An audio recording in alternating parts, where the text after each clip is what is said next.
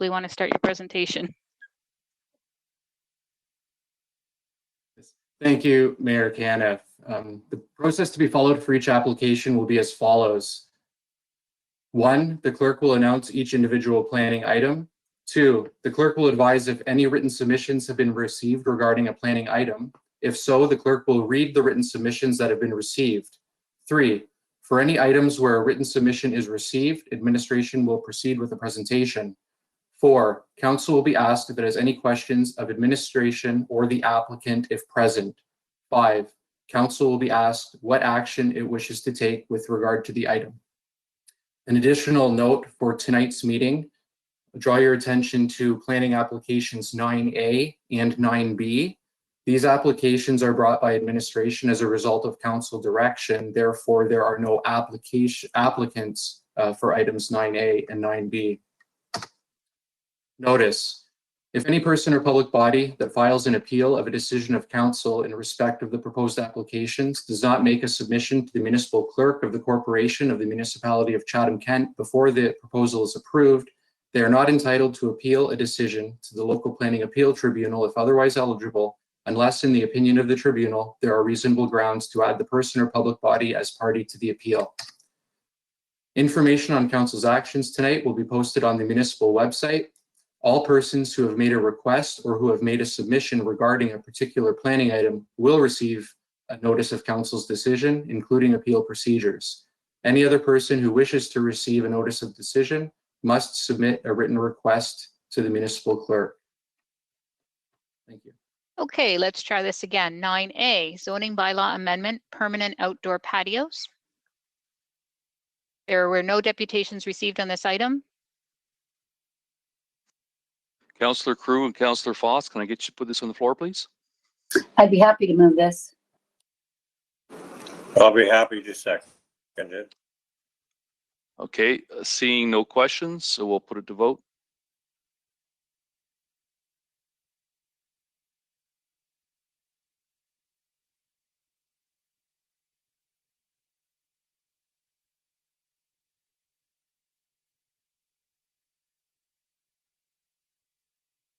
Waiting for one more, council.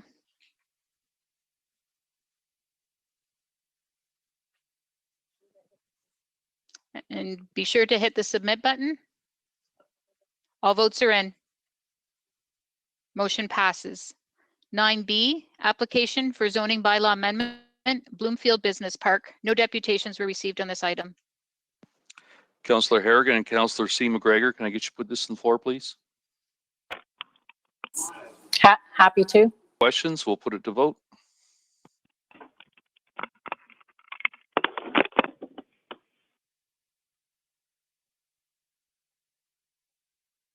All votes are in. Motion passes. 9C, applications for zoning bylaw amendment and deeming bylaw. Blair's Boot Camp Fitness and Training Limited, 55 4th Street, Community of Chatham City. Council, the applicant is on the line with the consultant, and we have received deputations with regards to this item. Council, there were 3, but 1 has withdrawn there, so we'll be reading 2 this evening. The first deputation is from Alexandra Colby, CK Planning and to whom it may concern. My name is Alexandra Colby, and I am opposing proposal for RL3 1539 zone to be turned into residential buildings. I have a residence on Hilliard, almost beside Blair's Boot Camp. I have been living there for 3 years, and when I bought the place, I thought it was a lovely neighborhood for the kids. However, it did not take long to notice that kids would walk repetitively along the street walks looking for something to do, which isn't exactly safe. They would also try to play in the churchyards for a wide space to run. So where is the local park? From what I can gather on Google Maps, there is not one park that a child can walk to, McHugh Park being on the other side of a busy St. Clair Street. There is a serious deficit on green space or parks in this area of the city. Tecumseh Park and McHugh Park are too far and are dangerous journeys for kids to walk, and local people need green spaces to relax in. We are living in a green space desert, if you will. Due to the coronavirus, all the gyms have closed and the community has suffered. It would have been amazing to have an outside area to help people improve their health, bodies, and mind. In Toronto, on the Front Street Promenade, colorful rubber areas were randomly placed in the walkways for people to work out on, or soft areas for young children to rest on. Blenheim has a workout park, and parks like this are becoming a global trend. People who have serious health conditions cost taxpayers and cities more money than those who are able to stay healthy. So this is a great opportunity for Chatham to be proactive and innovative. It is also very important to create green spaces in the cities due to mental health. Green spaces, flowers, and gardening help people with depression and anxiety. I do not even have to mention the huge positive impacts just a small space can have for insects and our environmental either. I do like the idea of the area being turned into a functional and possibly educational space. Nevertheless, I am surprised that Blair's Boot Camp would not be interested in turning this space into an eco-sustainable activity workout center for the community. An outdoor yoga studio would be amazing. Blair's Boot Camp and city planning coming together to build a functional green space would have been a perfect marriage. The proposed site used to be the playground for the school. It also makes perfect sense for this area to be turned back into the ideal and safe playground for fitness, kids, and local neighbors and wildlife alike. Therefore, I am opposing Blair's Boot Camp proposal as it stands now. I appreciate the opportunity to provide input. Alexandra Colby.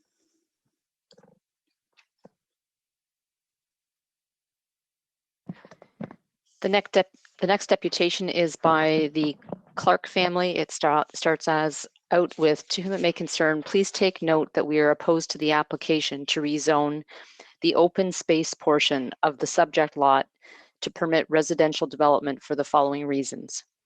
This small open space currently functions as the only parkette for the neighborhood that is within walking distance.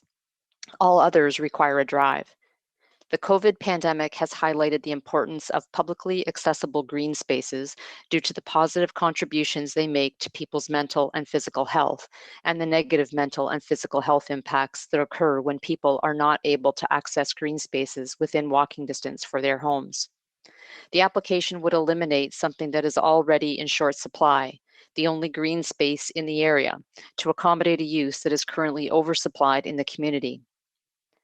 There are decades worth of undeveloped zoned residential lands within the community of Chatham. The proposed development of residences can be accommodated in other areas of the community that are zoned, fully serviced, and developing these areas would not require the elimination of existing parks. Therefore, it is our view that the application does not support an outcome that is best for the community, as it would eliminate a scarce use that provides tangible benefits to the community while substituting it for an oversupplied use that could conceivably be accommodated elsewhere in our community without incurring the negative impacts mentioned above. As our 4-year-old child said when we told him houses may go into his neighborhood park, but my kite will hit the houses. We also ask that no matter the outcome of this application, that Council ensure that the existing heritage tree be preserved through conditions that would prevent its injury or destruction. Respectfully, Keely, Evelyn, Max, and Gabriel Clark of 188 Victoria Street in Chatham. Mr. Jacques, over to you. Thank you, Mayor Caniff. The municipalities received an application for a zoning bylaw amendment to facilitate the redevelopment of vacant and underutilized lands at the rear of the subject property into a residential low-density zone that would allow for up to 3 single detached dwellings, up to 2 semi-detached dwellings totaling 4 units, or 1 row house dwelling totaling 4 units. The second part of this application includes the rezoning of the uses permitted in the existing former McHugh School or Blair's campus to limit the amount of uses from what are currently permitted to those outlined in this presentation and within the planning report. By way of background, the property in this neighborhood has been a school site since the original Forest Street School, which opened in 1882. The property was divested by the school board in 2001. It has remained in private property since then. After being mostly underused for years, the current owners acquired the property in 2013 The excess lands proposed to be rezoned in the rear of the property are planned for residential uses in the Chatham-Kent official plan. They are not currently public property nor a municipal park. A zone change for these lands is required to allow for houses to be constructed, as the current zoning recognizes the former use of the property as a school, with specific changes recently made to allow for commercial uses. The current zoning of the property allows for a range of uses that would require parking lot expansion over the green space if a certain combination of those permitted uses were to begin at the property.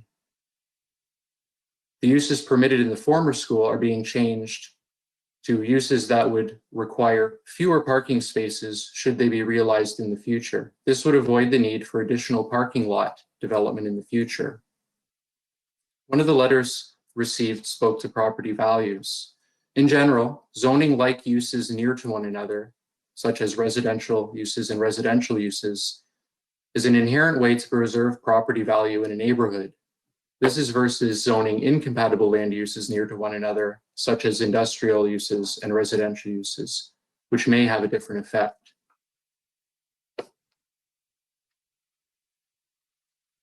Therefore, it is recommended that zoning bylaw amendment application file D14C47B to rezone the subject lands known as 55 Forest Street and part of Lot 15, Plan 18, and Lot 2, Plan 57 in the community of Chatham be rezoned to a site-specific institutional zone as set out in the planning report.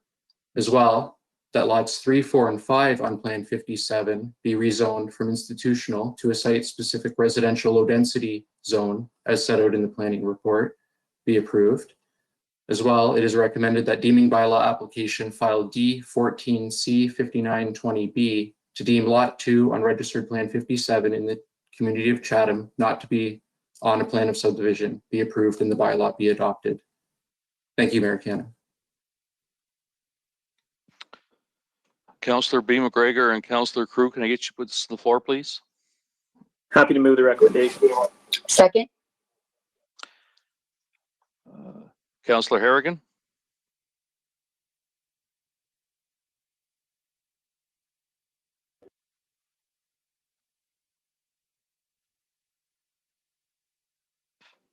Councillor Harrigan, if you're speaking, we can't hear you. Thank you, Mayor Caniff. My question to Ryan, very quick, and then I do want to make a quick comment regarding the deputations that we heard. Ryan, in one of the deputations, we heard the phrase, this is a green desert space. Could you confirm for me where the closest park area, public park area would be to the property? I think one of the deputations referenced it. Thank you, Mayor Caniff. I'm currently accessing municipal mapping here on the fly. Bear with me just for one moment. It would appear that the closest municipal park to this location, I believe, is the park on Grand Avenue, close to the intersection of St. Clair Street. Okay, yep, that makes sense to me. Thank you. I do think that more and more our community members are asking us as a municipality and council to invest in green spaces, and they are incredibly important. But that said, it is not necessarily a private property owner's responsibility to donate or provide that green space to the community. So while I will support this planning application, I do think that we as a council should really consider the messages that we've heard tonight, particularly in our conversations around investing in infrastructure and assets. We had some conversations just a few months ago where divesting of parks was a potential option for us to maybe trim some costs as a community. And I think we should just be very cautious about that, because people do look for green spaces close to home within walking distance. And like I said, it's not necessarily private property owners' responsibility to provide that. It's certainly something we as a council or we as a council should heed the feedback that we are given. So happy to support this, but just did want to call out and acknowledge those deputations. With that, I see no other questions. I will put it to vote.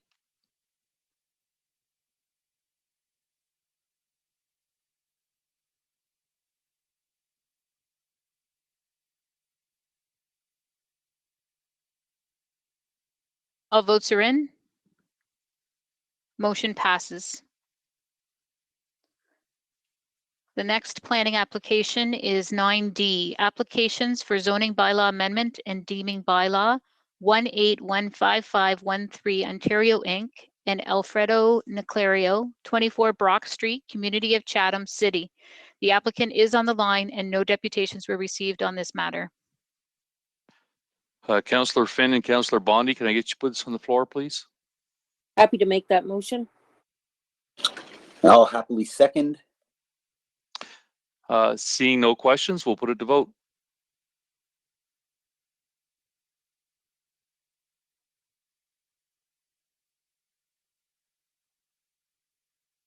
All votes are in. Motion passes. 9E, application for zoning bylaw amendment 2039395 Ontario Limited, 902 St. Clair Street, Community of Chatham City. The applicant is on the line and no deputations were received on this matter. Councillor Solomon and Councillor Kirkwood White, can I get you to put this on the floor, please?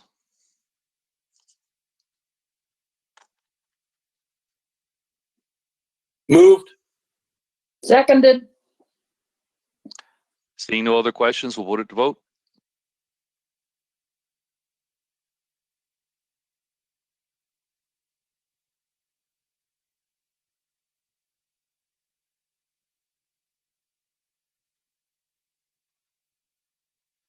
All votes are in. Motion passes. 9F, application for consent and zoning bylaw amendment. Brian and Darlene Brady, 6670 West Street, Community of Raleigh, South Kent. The applicants are on the line and no deputations were received on this item. Councillor Sakachi and Councillor Latimer, can I get you to put this on the floor, please?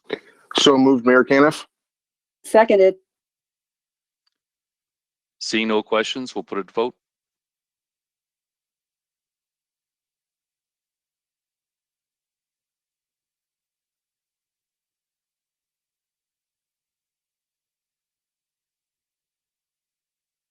All votes are in. Motion passes. 9G, applications for consent and zoning bylaw amendment. Kenneth Ashton, Selton Line, Community of Orford, East Kent. The applicant is on the line and there were no deputations received on this item. Councillor Pinson and Councillor Wright, could you put this on the floor, please? So moved. Can I speak on it after the vote? After, why don't you do it before? We'll give you the floor right now. Okay, thank you, Mayor Caniff. This is great that Mr. Ashton is giving this land to Lower Thames. That's 24 acres of bush that's going to be protected now through Lower Thames. It's great that he's made the move to do this, and it's good for the community. Thank you. Seeing no other questions, we'll put it to vote.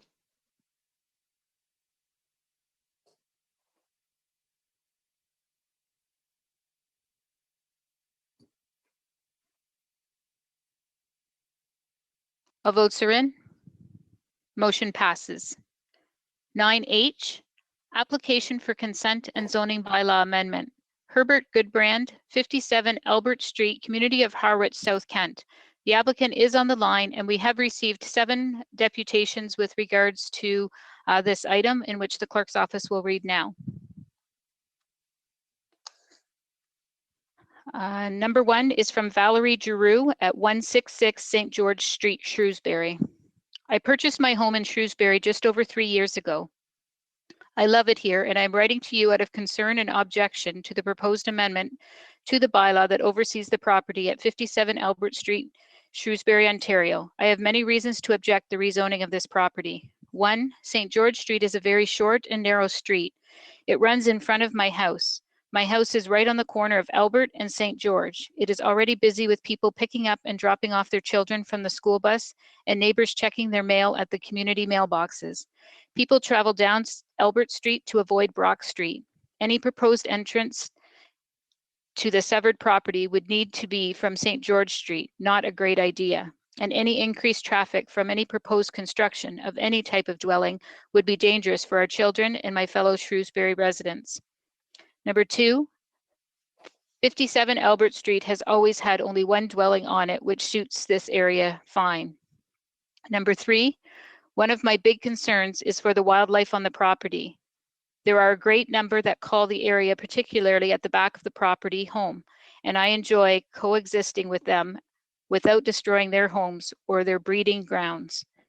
The future of nature in Shrewsbury depends on us making wise decisions to protect them and their habitat. Number 4, I am concerned as well about my property value. Changing the beautiful setting and scenery of this location would make it less desirable for a prospective buyer. Number 5, we already deal with a lot of flooding and water retention. I've accepted that as part of choosing to live on wetlands. The drainage on my property is terrible and practically non-existent. I'm afraid that this severance and future use will cause a tremendous amount of further flooding. Please protect my habitat too. Number 6, I choose to live in Shrewsbury because I saw the considerations that were in place to protect nature here. We enjoy deer sightings and rabbit families going about their day in peace. We enjoy the open green spaces and the wind howling through the trees. Please keep these concerns and objections in mind when making your decision. Valerie Giroux, 166 St. George Street, Shrewsbury, Ontario. The next deputation is from Corey Hartford. Dear Mayor, Council, and Administration, this is a letter regarding the land severance application for 57 Albert Street in Shrewsbury. I am the landowner at 178 St. George Street. I have lived in Shrewsbury for 37 years. My family has been in Shrewsbury for roughly 70 years, 170 years continuously. I am writing this letter in opposition to such proposal. This area of Shrewsbury has one of the highest concentration of houses in the entire village. There are at least 15 houses within 50 meters of 57 Albert Street. This is one of the lowest lying areas in Shrewsbury, and the water system is already greatly overtaxed. The property is located directly beside the Nels Drain and has standing water 9 to 10 months per year. This past spring alone, ducks and carps were observed playing on 57 Albert Street. In order to build on this property, significant amounts of dirt would need to be brought in, which would greatly impact adjacent wetlands. These are some of the reasons why I object to the proposal. The lot at the above address has historically been a one-dwelling property. The property runs alongside St. George Street. The proposed zoning site will also increase traffic on St. George Street, as the entrance to any proposed dwelling would not be able to be situated on Albert Street due to the community mailboxes at the corner. This is also a pickup and drop off for the school bus. Many young children and parents stand at 57 Albert Street. This would be a great safety concern. There is wild habitat on the lot. Mentioned many species of water life travel to the end of that property. There is an area of rushes that many species use as breeding grounds. Due to the water retention areas on the lot, I would be very concerned that another residential dwelling will add significant stress on an already poor drainage area. Flooding is a great concern. Adding a new septic would make the situation worse. There are already far too many septic systems within the area. The fact of living in Shrewsbury is to enjoy the open spaces and the source of nature we have at hand. To disturb this would be a shame for all the residents around 57 Albert, especially the residents on St. George Street. In my opinion, there are too many unanswered questions, such as 1, how close is the bottom of the drain field to the groundwater? 2, how long does the groundwater remain either in right below the drain field? Is the groundwater just sitting, or is it moving through the drain field? Is it fluctuating or permanent groundwater? What are the LTCVA's thoughts on adding another house beside the Nels Drain, and what impact will it have on wildlife? I believe that these questions and others need to be answered before this application can proceed. At this time, I have to object to this severance application. Thank you, Corey Hartford. Council, the next deputation is by Cynthia Alexander, and I'll just share with you that a couple of these deputations you will hear do have some repetition one to the other, but they each have their own nuance to it as well. And so we will be reading those that have differences in them. Dear Council and Administration, I am currently a resident for the last 15 years at 175 Albert Street, Shrewsbury. Please see below reasons for my objection to rezoning the above address. Number one, the lot at the above address historically has been a one-dwelling property. Number two, the property runs alongside St. George Street. There are no sidewalks, lighting, or turnaround access on St. George Street. The proposed zoning site, this will also increase traffic on St. George Street, as the entrance to any proposed dwelling would not be able to be situated on Albert Street due to the community mailboxes at the corner. This is also the pickup and drop off for the school bus. Many young children and parents stand at 57 Albert Street. This would be a great safety concern. There is wild habitat on the lot mentioned. Many species of wildlife travel on the end of that property. There is an area of rushes that many species use as breeding grounds. Due to the water retention areas on the lot, I would be very concerned that another residential dwelling will add significant stress on an already poor drainage area. Flooding is a great concern. Adding new septic is something that I would not want to have an issue with. Number five, the aesthetics of the area are also of concern. The fact that another dwelling in this area would lower the value of the current properties. Number six, the fact of living in Shrewsbury is to enjoy the open spaces and the source of nature we have at hand. To disturb this would be a shame for all of the residents around 57 Albert Street, especially the residents on St. George Street. Cynthia Alexander.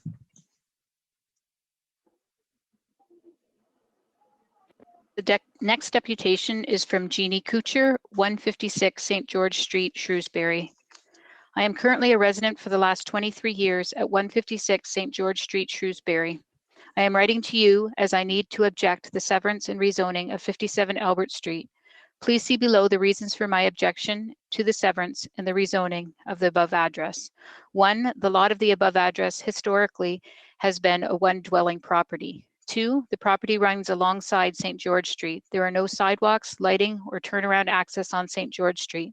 The proposed rezoning site will increase traffic on St. George Street, as the entrance has to any proposed dwelling would not be able to be situated on Albert Street due to the community mailboxes at the corner. This is also the pickup and drop off of the school bus. Many young children and parents stand at 57 Albert Street. I am concerned about the safety of our neighborhood children and the noise from more traffic. There is a stop sign there on Albert Street, which currently no one stops at.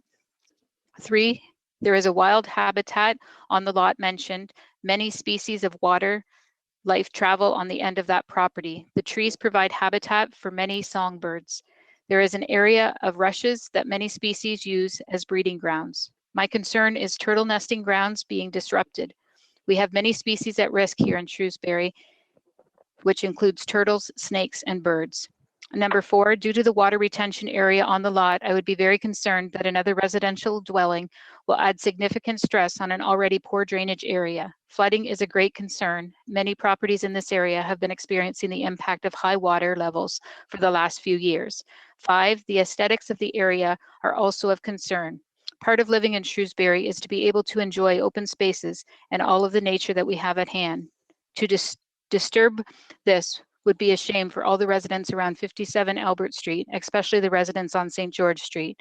I hope that you will consider not passing this severance and rezoning unless it is all rezoned to be protected for the natural environment it currently serves. Thank you for hearing my concerns. Jeannie Kuchar, 156 St. George Street, Shrewsbury. The next deputation is from Rufus Williams. I, Rufus Williams, oppose the change to the bylaw regarding the application for 57 Albert Street in the community of Harwich South. The reasons I opposed are outlined below. The domestic sewage may pass the chemical test, but it is still contaminated with microorganisms. Modern septic systems reduce bacterial numbers. They do not remove all the bacteria. On this lot, there is standing water 9 months out of the year, and in the springtime, there are carp fish in the standing water. The farmers in the surrounding area are installing drain pipes to drain water from their fields. This adds to a high water table on the people down here. Please also address the following questions. Is the groundwater just sitting, or is it moving through the drain field? Is it fluctuating or permanent groundwater? Where will the surface and rainwater drain off? Directing the runoff from the roof or patios away from the drain field area and knowing where the runoff will leave the property line avenue on both sides of the family dwelling is important. The farmers in the surrounding area are installing drain pipe to drain off their fields to remove the water.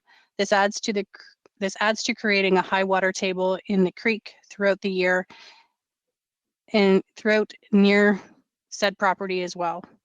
My property has become impacted due to the water table being high at this point and has remained standing water for several weeks where the dry land appeared previously. Respectfully submitted, Rufus Williams.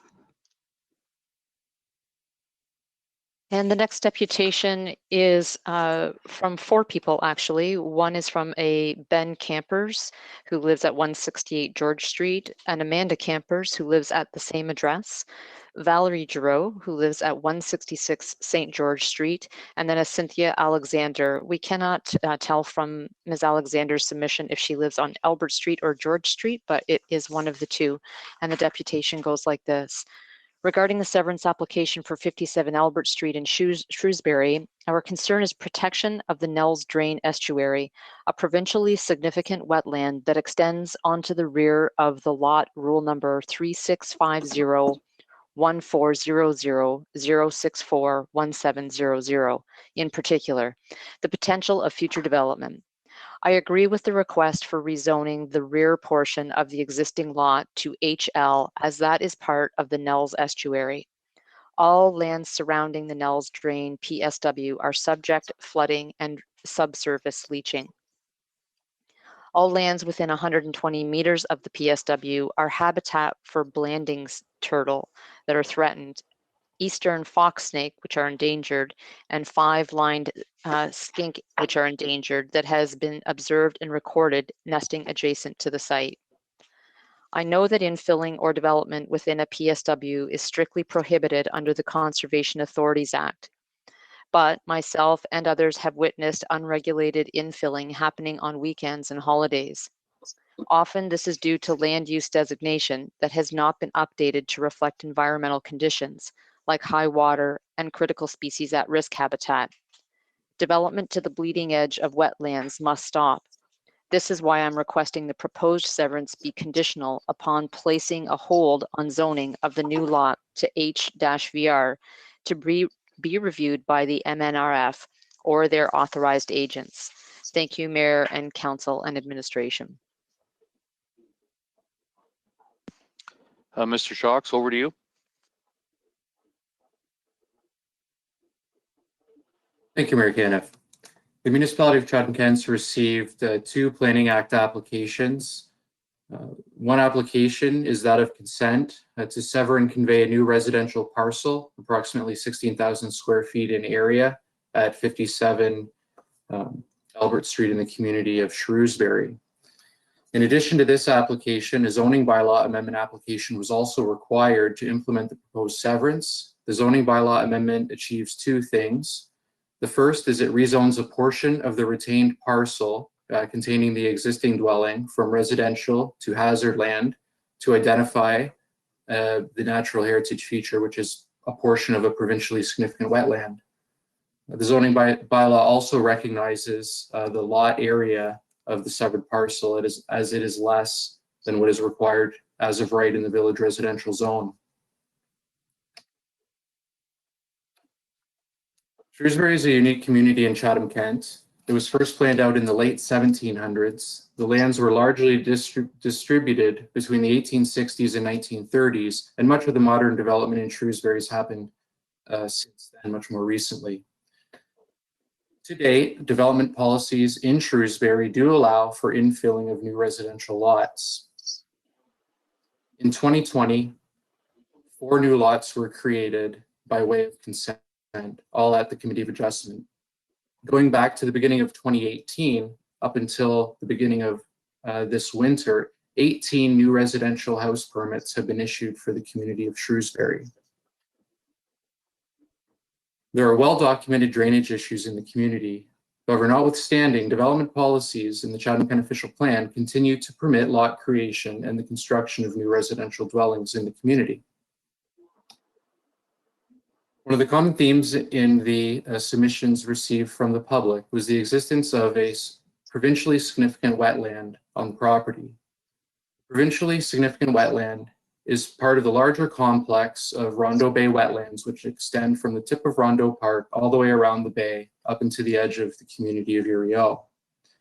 These are one of the largest remaining coastal wetlands on all of Lake Erie. As you can see in the image in the presentation, I've identified the portion of the provincially significant wetland that encroaches into this property by blue arrow and blue circle. Regulating land development around a provincially significant wetland is a dual role between the municipality and the local conservation authority. The municipality can implement land use regulations through its zoning bylaw to prohibit development. That's what's proposed here, to rezone the specific extent of the wetland on this property to a hazard land zone so that no land use is permitted within that zone except for conservation of the wetland. The Conservation Authority's role in permitting new development also takes into consideration the proximity of the wetland. Through consultation with the Lower Thames Valley Conservation Authority, it has been determined and communicated to the applicant and owner of this property that no new development permit will be given for any new construction within 30 meters of the extent of the provincially significant wetland. This 30-meter distance is indicated approximately by the red dashed line in the image on the screen. In addition, there would be no covered porches, no swimming pools, no sheds or garages located in the rear of the property past this line closer to the wetland. This means that any new dwelling construction would be in line with the existing dwellings on Albert Street and beside the house that currently exists on the property. In assessing this application, it was determined by planning staff that no further environmental study was required as part of this application to assess the effects of the development on the surrounding natural environment. This is consistent with past decision-making where natural features and human settlement are close in proximity due to historical land use planning decisions. The proposed lot is already developed with the dwelling. As well, the proposed lot is further from the wetland than many other developed lots in the area, meaning the cumulative impact of one new lot and one new dwelling in the community of Shrewsbury on the natural environment is low. Most of Shrewsbury is affected by the proximity to the wetland. Overall, if council were to consider what high lake levels, what a high water table, a low-lying community, and the prevalence of wetlands mean for a community like Shrewsbury, it's my advice that these community issues be brought to the community as part of a planning process that considers the global impact of development and the preservation of our natural environment holistically rather than at one specific site within the community. This can be achieved through utilizing the upcoming official plan update process, whereas a number of different development policies could be considered by council and the community at large with regard to development in a community which is highly vulnerable to coastal flooding, as well as in a community with the prevalence of a great deal of valuable natural heritage assets such as wetlands. This approach would allow all of the community of Shrewsbury and the wider community in general to participate in outcomes that reflect the community's desires, wishes, and goals, as well as relevant laws, regulations, and best practices in Ontario and in our community of Chatham-Kent. Therefore, it is recommended that consent application file B 11420 to sever and convey a new residential parcel, approximately 1,520 square meters in area, shown as Part 2 on the applicant's sketch, and part of Lot 14 and Lot 15 northeast of Albert Street, Plan 109 in the community of Harwich, Shrewsbury, be approved subject to the conditions noted in the Planning Services Report dated December 17th, 2020. And secondly, that zoning bylaw amendment application file D 14 HA 5120G be approved and the implementing bylaw be adopted. Thank you, Mayor Kenneth. Councillor Thompson and Councillor Sakachi, can I get you to move this, please?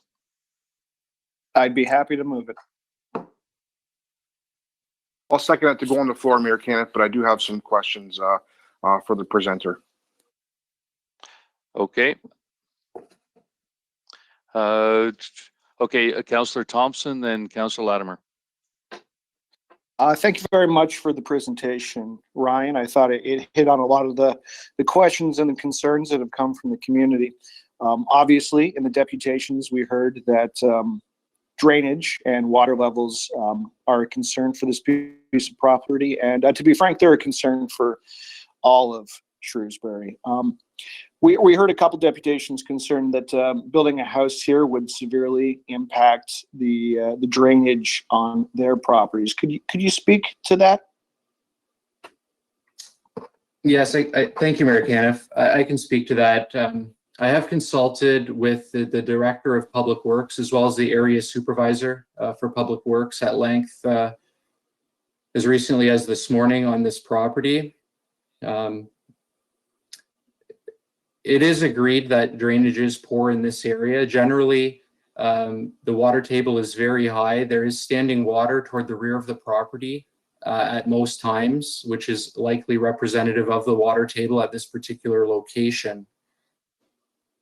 But also because drainage in the area is poor, there's not a lot of water coming onto this site from other properties. And there's not a lot of water from this site leaving and going on to other properties. Water generally is remaining in place until it can percolate into the ground when it is able to do so. There is a municipal culvert underneath St. George Street to the rear of the property. So when the water levels on this property do get high enough, they will travel to the rear of the property and out to the Nels Drain, which is further north. So that said, I suppose my point is that the property will continue to be subject to standing water in the rear if it's not, if the grades are not changed by the property owner. As part of the development, the grade around the dwelling will be raised to be above the regulatory flood elevation as set out by the Conservation Authority.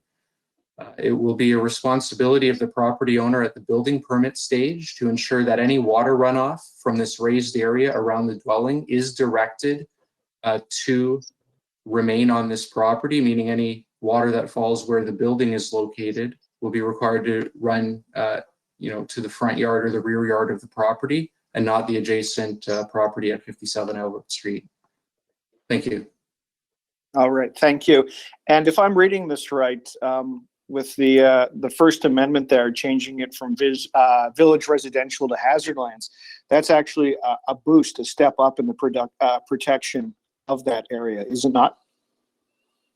It is. Zoning provides additional protection for the possibility of future land uses from establishing there. That's correct.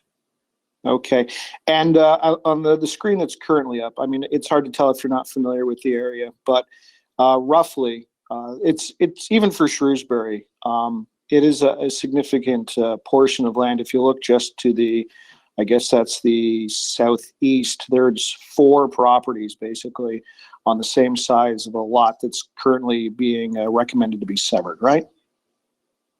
That's correct. Directly across the road on St. George, a lot that was severed into 5 lots total, and a number of lots in the area have been divided and severed over time. It's been very common in Shrewsbury over several decades to divide lots for further residential development.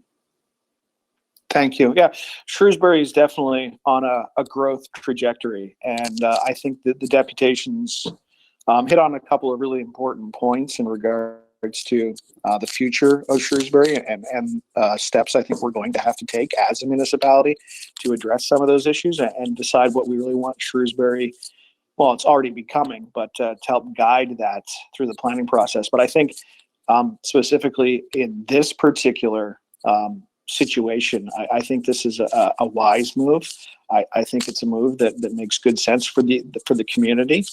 Clearly, the individual who happens to build a home there will have to meet some pretty strict criteria in regards to how and where they build, but that's up for the Lower Thames and our staff to figure out, and I'm sure they have the expertise to do so. The Lower Thames Valley was consulted on this, were they not? Yes, they were. All right, and they didn't have any major concerns in regards to this particular severance? Yeah, as I mentioned in my presentation, the Lower Thames Valley Conservation Authority will be restricting any type of development within 30 meters of the edge of the boundary of the wetland. So that really keeps all of the development in line with the existing houses on Albert Street at that location, and no development in the rear yard. Excellent. I've, as the vice chair, I've sat in some meetings where individuals bring situations like this to us in other municipalities. We have to have some pretty tough conversations, but that'll be for us to have in case something changes. Happy to support this. I think it's the right move for Shrewsbury and the right move for Chatham-Kent. Thank you. Councillor Latimer, followed by Councillor Sakachi. Thank you, through the mayor. Ryan, thank you for your detailed response that addressed all the concerns raised through the deputations. I wondered if you might comment on the status of the municipality's plan to address the longstanding drainage and stormwater management and septic issues in Shrewsbury through a community improvement project as per our recent ZUZIC study. Thank you, Mayor Caniff. As I said, drainage issues in Shrewsbury are well documented and go back many, many years. There are two drainage issues related to water runoff. The first has to do with our municipal drains. In general, Chatham-Kent does have the jurisdiction over the creation and maintenance of municipal drains. However, as recently as 2008, there were decisions made which were ultimately upheld by the Ontario Drainage Tribunal, which concluded that Chatham-Kent would not be permitted to do municipal drainage work within the provincially significant wetlands, as permits from the Lower Thames Valley Conservation Authority and Federal Department of Fisheries and Oceans would not be given due to the sensitive environment, natural environment that exists there. With regard to a community drainage system such as a storm sewer system, one does not exist in Shrewsbury. Shrewsbury is generally drained by various roadside ditches and swales and culverts. As recently as approximately 5 or 6 years ago, Council did allocate funds to supplement the municipal portion of a Drainage Act process that would have resulted in a detailed drainage plan for the community of Shrewsbury under the processes of the Ontario Drainage Act. This would have required property owners in the community of Shrewsbury to participate in that process and be assessed any costs in relation to that design work and ultimately the implementation of sewers. That project ultimately was not embraced by the landowners in Shrewsbury, and therefore no further work on a comprehensive storm sewer system was done for this community. So it remains an underdeveloped storm drainage system, as I said, consisting primarily of roadside swales and culverts. The third part of your question related to private septic systems. I don't have any awareness of an outstanding issue with regard to private sanitary septic systems. But I can confirm that Shrewsbury does not have a municipal sanitary sewer collection system. The entire village is serviced on a lot-by-lot basis by private systems. Thank you. Thank you, Brian. I was wondering if you might comment on where we're at with regard to the recommended community improvement process for Shrewsbury through the recent SUSIC study. Right. It would That's address right. a lot of these issues. Thank you. So the, sorry, was that Bruce? Yep, sorry. Okay. Sorry, Ryan, if you wanted me to, sorry, Mayor Caniff, it's Bruce McAllister, General Manager of Community Development. So to Councillor Latimer's question, there's obviously a number of recommendations in that SUSIC study that, you know, all have an impact on flooding in this general area. I can tell you that, you know, work continues on advancing the concept with various levels of government on the works on the barrier beach and the navigation channel between Erio and Rondo. If you recall, one of the major issues that's impacting flooding and impact on our coastal wetlands within Rondo Bay itself is the breach in the beach where Lake Erie wave action is, coming right into Rondo Bay. So is there a solution or dollars committed yet? No, but there is an advisory committee that's been established. That's one big piece of the puzzle. The other takeaway, as Ryan mentioned earlier, I think the community of Shrewsbury does require further land use policy consideration, and maybe that's what you're getting in community improvement during our next official plan review, and that includes all the things that have kind of been discussed tonight, and are there updated policies we really need to consider? One is what is the cost of future infrastructure if development is going to continue? Are there enhanced policies we need with regard to natural heritage, et cetera, et cetera? So that's where things are sitting on that. So those are kind of the couple of pieces that did come out of the SUSIC study as follow-ups. Thank you very much, Mr. McAllister. I will be supporting this planning recommendation. Councillor Sakachi. Thank you, Mayor Caniff. One quick question to Mr. Jakes. I did receive an email during the presentation. The not this picture that's up now, but the past picture that you did show, is that a relevant picture to today's timeline and what the area geographically looks like? Thank you, Mayor Caniff.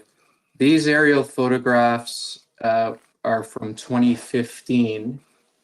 I'm wondering, I have a photograph. Madam Clerk, are you able to see a photograph of a snow-covered lot currently? Yes, we can. Okay, thank you. This photograph was taken today, this morning, from the rear of the lot. On the left-hand side is St. George, and across through into the background is the front of this lot at Albert Street. So it does show sort of where that standing water is, sort of midway toward the rear of the property. That's what we're seeing here. This is the lot from the rear. Okay, so many aspects that have been answered in regards to the questions that the community had concerns with. I haven't had any response though in the presentation in regards to the safety aspects that were mentioned. Is it possible to have anybody touch base on the safety concerns that the community has brought to our attention? Yes, I can provide a detailed follow-up to those who wrote, but in general, not to make light of those issues whatsoever, but typically it's not required and not in our practice in administration to require, a traffic impact study or any type of other community safety study when it's related to one single lot with a single detached dwelling. Generally across the municipality, one lot has a very minimal incremental impact on community safety. And generally the local road network is designed to handle those additional levels of traffic, et cetera. In the time that has passed since these letters were received, not specifically reached out, say, to Canada Post or to First Student Canada with regard to busing, but But over time, over the next several days or a couple of weeks, we could certainly provide more detailed information on those items. So the submissions the submissions will be responded to in regards to their concerns that were raised. Yes. So another question I had, you spoke to the lower Thames in regards to the elevation, the floodplain elevation.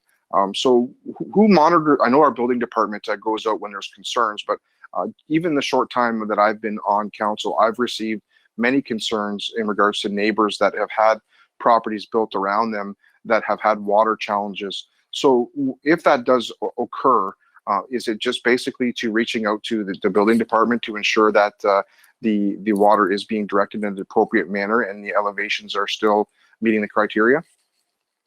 That's correct. It's very important at the building permit review stage that a grading plan is received with the application, and through the inspection, particularly the final lot grading inspection, to confirm that these grades are implemented on the property.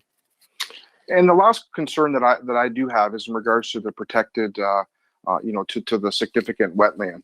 So we, as council, we've received concerns over the last little bit, with different areas that have been, challenged in that aspect. So as a planning department, we ensure that those places are protected, as well as we work with the lower Thames. But when there's issues, why are we not prevalent to be able to deal with those issues, or lower Thames as well, would be able to come out and assist in challenges that do occur in those significant wetlands? That's a good question. As it currently stands, the Lower Thames Valley Conservation Authority and the municipality do not have or I should speak only for the municipality. Chatham-Kent doesn't have the authority under something such as a site alteration bylaw to enforce any penalty or punishment on a landowner that alters a provincially significant wetland. Right now, that authority rests with the Ministry of Natural Resources. So if somebody were to call and complain, it would be at the discretion of the MNR if they were going to, intervene and take any action. But that's something that the municipality currently doesn't have the tool to do, as that is not a bylaw that council has passed. So if there's challenges moving forward in regards to either species at risk or any issues to the significant wetlands, then basically we're only able to be permitted to the planning process, but no holding to the standards of ensuring that those guidelines are met. Yeah, in general, there's a range of protection. Very high level, there's provincial policy and direction that's echoed in the Chatham-Kent official plan. And then, as we get closer into the regulatory regime, zoning comes into play. But that's essentially where the system essentially ends. So beyond policy and some land use regulation, therein lies, the opportunity to add more specific regulations through bylaws, and then as well as enforcement and corrective measures. So policy alone doesn't achieve the outcomes necessarily, unless they're backstopped with a complete land use planning and regulatory regime that includes enforcement.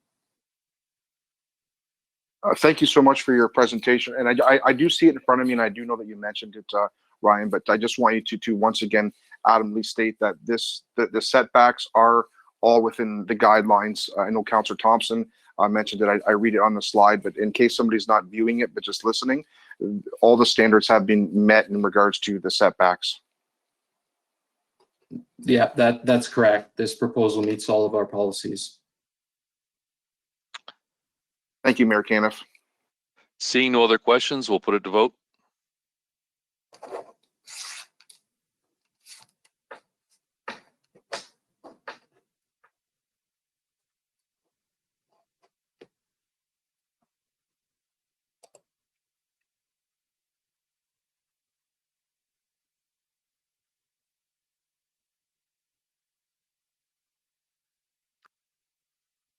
All votes are in. Motion passes. 9I, applications for consent and zoning bylaw amendment. Alan and Diane Bergsma, 30150 Brick Road, Community of Camden, East Kent. The applicant is online and no deputations were received on this item. Councillor Wright and Councillor Pincinel, can I get you to put this on the floor, please? I'll move on that. Thank you. Happy to second it, Your Worship. Councillor Wright, do you have a comment to make? Oh, I never got my hand down. Okay, seeing that, we will put it to vote.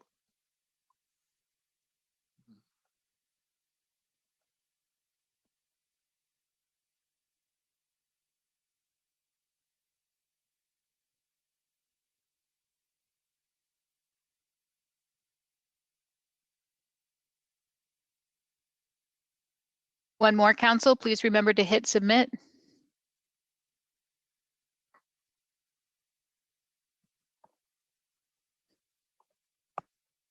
All votes are in.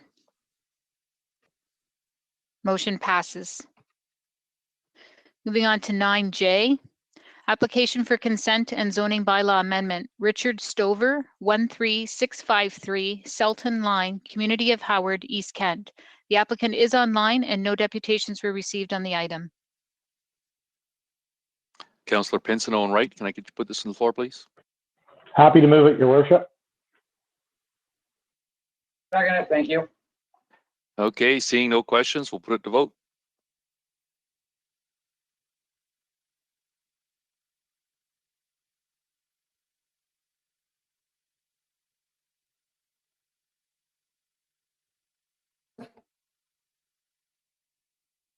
All votes are in.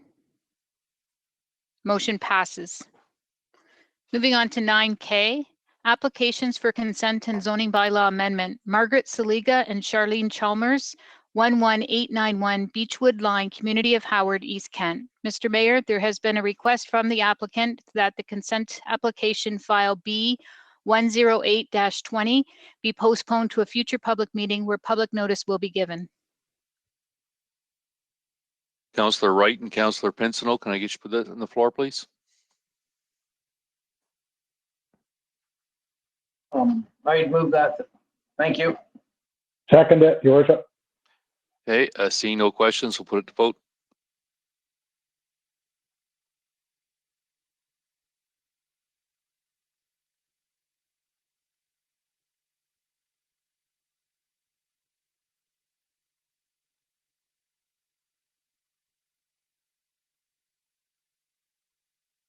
All votes are in.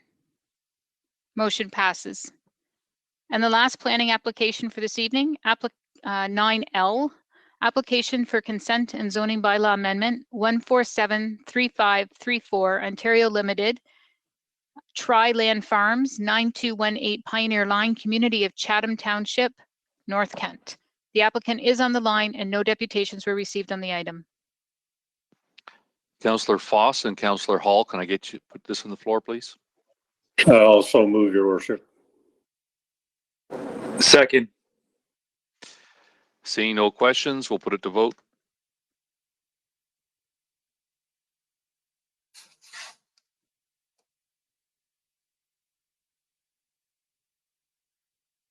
All votes are in.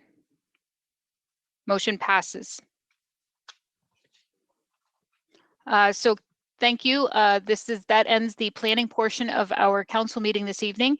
So we will be taking about a 5 to 10 minute break. Let's reconvene at 7:10, and I'll ask council to log into the other council call, and we will get it up to Cogeco also. Thank you.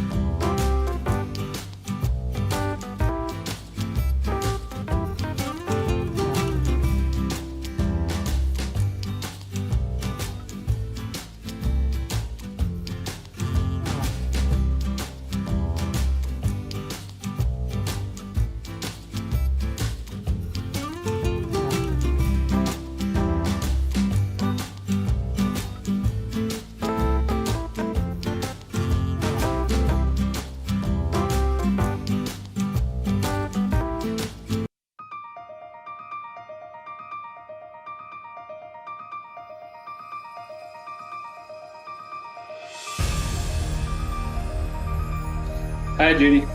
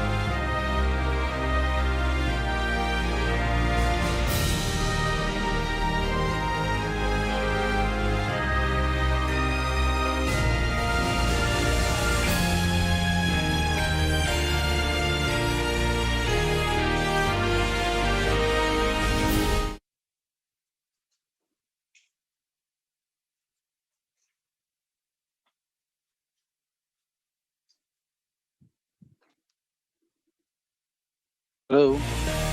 Hello?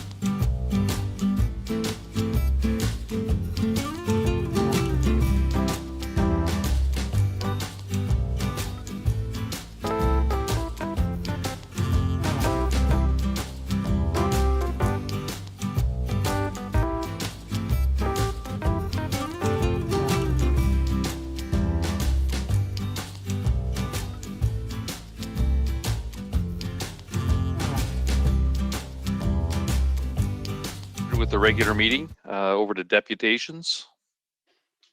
Thank you, Mr. Mayor. We have one deputation on the regular agenda tonight. It is to be read by the clerk's office. It's on item 13C, CK Tourism Sector Support Update, and I'll pass it over to Meredith. The deputation is from Denny Vervate. Dear councillors and Honorable Mayor Caniff, when we made our business plans years previous, COVID-19 was not something we would have imagined to have considered in our first year of launching our company. A lot smaller businesses are in rough shape here and around the world, and we feel at least lucky to be partially open. We had a pipe dream to be a tourist location, even when the current site was a dirt field. Little did we know how quickly the foundation for becoming a location for locals and tourists actually did happen. We opened our bottle shop last year in July, and we were finally able to pivot to launch our farm patio at the end of August.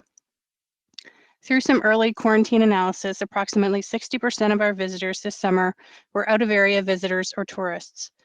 For a summer with many restrictions and apprehensiveness for many to leave their local area, this percentage of out-of-towners was truly exciting.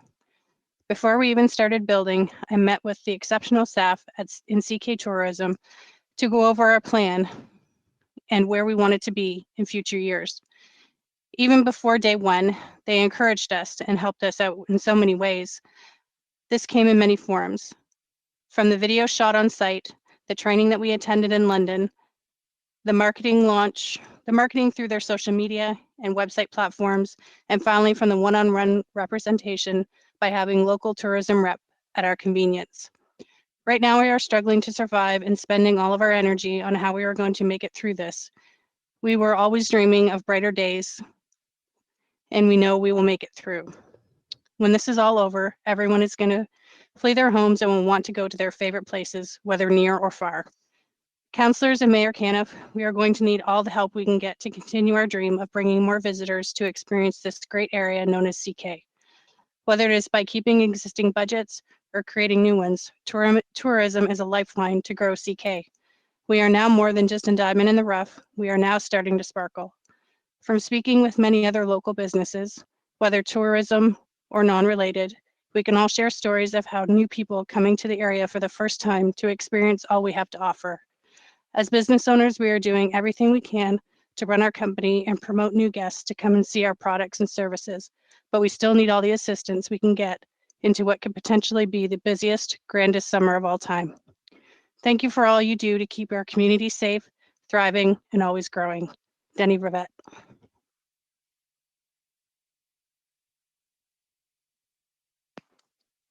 Okay, consent agenda. Judy. Thank you, Mr. Mayor. So this evening we have a few reports that are pulled off of consent. So the items that have been requested by council to be pulled are 12B, the audit committee minutes from the meeting held on December 2nd, 2020 by Councillor Oche. Item 13B, the update on CK Transit pilot services. It's been requested to be pulled by Councillor Latimer and Councillor Kirkwood-White. Item 13C, CK Tourism Sector Support Update. It has been requested to be pulled by Councillor Latimer and Councillor Kirkwood-White. Item 14B, the tender award T20-366 Downtown Pedestrian Crossing Improvements Chatham-Kent has been requested to be pulled by Councillor Pinsino.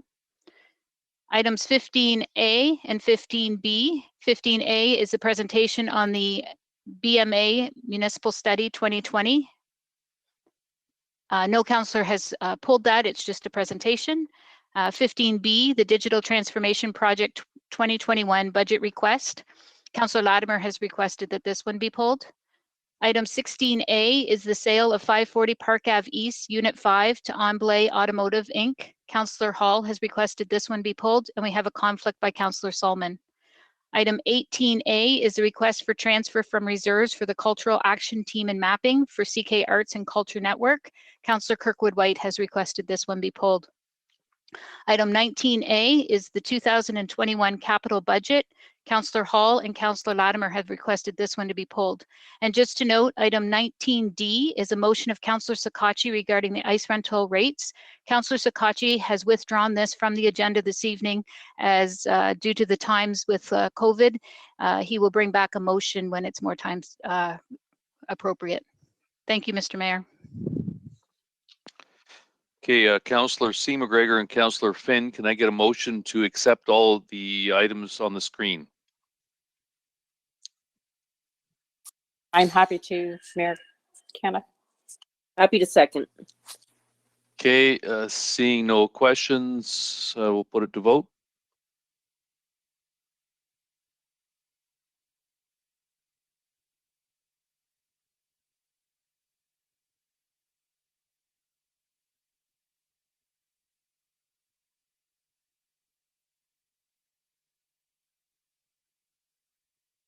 Just missing one more, Council.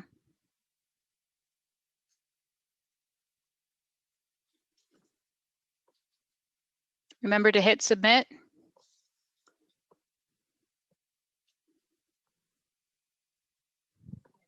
Okay, all votes are in. And motion passes.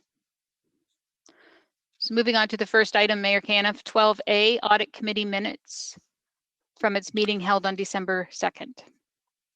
Okay, Councillor Oche and Councillor Solomon, can I get you to put this on the floor, please?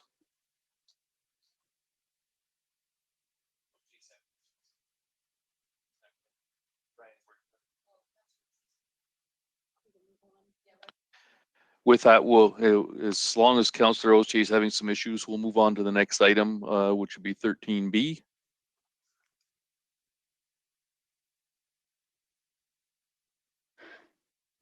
B is the update on CK Transit pilot services. Councillor Latimer and Councillor Kirkwood-White, can I get you to put this on the floor, please? So moved. Seconded. Okay, Councillor Latimer, then Councillor Kirkwood-White, please. Thank you, through the mayor. I was so pleased to read this report, Anne Marie and Ian, so thank you very much. I was also very pleased to see that the on-demand transit has the popularity of it has only grown despite COVID. So I wondered, I'm reading here that the on-demand route actually for costing is equal to an interurban route. Is that correct? Or did I misread something? Thank you, Mayor Cano. This is Ian Clark, Transit Project Manager. Councillor Latimer, I think you're referring to our costs in the 2021 budget to maintain the on-request service, along with a cost to extend the midday interurban run. Is that correct? Yep, that's right.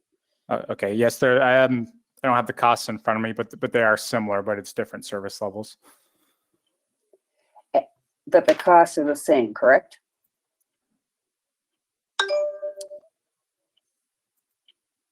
Yeah, Councillor Latimer, the cost in the 2021 budget, the base increase we're looking for to maintain the CK Transit on requests is about $124,000, and the budget asked to maintain the midday interurban run in all three of our routes comes to $81,000. Okay, thank you for that clarification, because I was understanding that the interurban route, particularly for the noon time, was very popular, and that the three other times that happens, it's not nearly as popular. And I'm wondering if in the future it would be considered to make them on demand versus a fixed route. But that wouldn't work too well, or would that work to decrease your overall costs of on demand? Thank you, Mayor Caniff. Councillor Latimer, you are correct in that we are looking to introduce a demand responsive element to the interurban service that would allow for more flexibility on the different service times you could use to get to Blenheim or Wolfsburg, for example. The advantage to that is that we could open up more opportunities to travel to those communities without necessarily incurring a cost if there's no demand. So the bus would only leave Chatham if it was picking someone up or dropping someone off. So that is what we'd like to move to at this point. We don't foresee being able to move to a model like that until 2022. Thank you very much, Ian. That was exactly what my question was. So I appreciate that, and keep up the great work. I'm just so pleased to see this report, and hopefully we'll work on getting that through the budget this year. Councillor Kirkwood White, followed by Councillor Scotchy. Thank you, Your Worship. Through you to either Ian or Anne Marie. This is probably not the first time you've heard this, Ian, but I have had at least two specific requests from local seniors about the location of the bus stop and shelter at the Superstore, and the very long walk that has to be taken from the Superstore to Walmart and back to catch the bus. And I'd really like you to comment on the possibility of making a change to offer that added accommodation, a stop to Walmart, and what, if any, conversations you've had with regard to that. And then another question that was provided to me the other day with regard to the fact that the number 5 bus has a stop at the train station as the last stop, and wondering whether we could reverse the direction of the number 5 bus so that the train station is the first stop instead of the last stop on the route. So if you could comment on those things for me, please. Thank you, Mayor Caniff. This is Ian Clark again. Now, for Council's information, we received dozens of requests for route changes in any given year. Well, the requests, they're often to the benefit of certain ridership groups. They almost always require some sacrifice to network coverage or schedule. That would be to the detriment of others who also rely on the system. So in general, it's difficult for staff to comment on the feasibility of a specific route change unless we've already identified the corresponding sacrifice and heard from those impacted. So then we can then be confident that the requested change will be a net benefit to our ridership as a whole. Now with that said, the Walmart has been a long-standing issue for many riders. While it is within our industry standard walking distance from the closest bus stop. I agree, it's a long walk for seniors, and I believe the driving forward and the CK Transit Task Force engagement process did demonstrate that safely getting closer to the Walmart would be a net benefit to ridership as a whole, even if it did require some sacrifice elsewhere in Chatham to remain on schedule. Now, that's why the driving forward strategy did call for better transit infrastructure that can improve access and safe passage for riders and vehicles within that Smart Centers development. Now, where our riders want to get dropped off, where the private property owners will permit the bus stop, and where our vehicles can quickly and safely travel 26 times each day without significant risk of parking lot collisions, those are all usually different locations. Now, since driving forward was approved, staff have used in-house resources to try to determine what a hub point might look like within that commercial development, ideally closer to Walmart with connected pedestrian access that meets the needs of our riders and addresses our safety concerns. Now, at that point, we'll take potential solutions to that infrastructure project to all the relevant property owners and then hopefully come to an agreement that would allow us to access funding opportunities to implement that hub point. Now, I do expect that will be a longer term project. But it will be looked at. It will be, and it already has. We've already dedicated some in-house resources to look at potential design solutions that would meet us and our riders' needs. That will give some hope, I think, to some of the folks who have been concerned. And with regard to the direction of the number 5 bus, would that still be the same situation? Would you look into that as well? Yes, through you, Mayor Caniff. We looked at this before Route 5 was even implemented. The direction of travel for that route is intentional. I can see the concern with the train station, and we have received that concern from riders. Now, the Route 5 departs the downtown terminal and travels northbound to service our far more heavily used and popular destinations. That route provides direct access to the hospital, the social services building, as well as the college. Now, the direction of travel by traveling north and then looping back down Kyle, it also allows us to service businesses and service groups that are on that side of the road on both Riverside and Richmond. So we are confident that the direction of travel right now with Route 5 does appeal to more riders. But with regards to the lack of direct access between downtown and the train station, we just recently completed some work with a consultant where we included that concern, and we believe we may have some solutions in the near term to help provide better connections between downtown and Chatham. We have a potential significant reroute design that we, at this point, we look to take to the public, hopefully by this summer, and then eventually to council for approval. That's great. Thank you so much, Ian. Councillor Scotchy. Thank you, Mayor Caniff. Thank you, Ian. I just wanted to touch base with you briefly on one quick aspect. When it comes to the on-demand service, so in our budget recently, it's been identified that the potential is to save money due to lack of ridership, losing the beach bus service to Erio and such. Do you think that there's a potential to maybe, if it not be as predominant, maybe not as many trips, but there'd be a way that we can potentially discuss something in the future of having an on-demand service for the beach bus? Thank you, Mayor Cam. This is Ian Clark again. Part of the driving forward strategy did to look to provide a basic level of transit service to even our most rural and smallest communities in Chatham-Kent. By necessity, that transit service would have to be delivered on a demand responsive basis. We actually already have some of those services in place in various areas of Chatham-Kent. Council might be familiar with the 4 counties transit service that services Ward 3, the Erie Shore Transportation, which services the Wheatley area, And now we have the pilot service run by Family Service Kent called Advantage, which services all of Chatham-Kent. All of those services are considered demand responsive or on demand. There is a booking element attached to them. And right now they are in operation and servicing our most rural communities.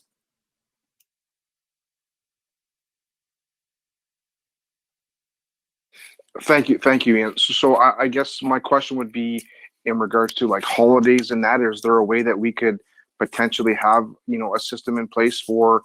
We've heard comments from people in the area as well as the committee there, some of the businesses that you know, and we know that it's a very underutilized service. But I wonder if those numbers would be, you know, increased if we just offered them a lot less and significantly less, maybe around the holiday weekend aspects, and maybe me and you can connect at some point just to discuss some options moving forward. Yes, Councillor, and actually in our report to Council on December 7th, we did include a reduced service option for the beach bus to continue service at a lesser cost, and that would just be weekends and holidays. But certainly, if the community groups in Erio and elsewhere would like to have a lesser level of service or just some other level of service, we can work with you and those groups to determine what those costs might be. Thank you very much. I appreciate your time. Seeing no other questions, anyone opposed to receiving the report? Hearing none, motion passes. We'll go back to item 12A, the audit committee minutes. Councillor Oche and Councillor Solomon, can I get you to put this on the floor, please? Move that. Okay. Councillor Oche. Yes. Actually, I'm just on page 159 of the. It's on the John D. Bradley Center. First off, the events 2019, the numbers wrong at the bottom. It should be, I believe, 349, not 249. But not that affects anything that or has anything to do with my question. My question would be, out of the 223 events this past year, how many of those would be Chatham-Kent rentals?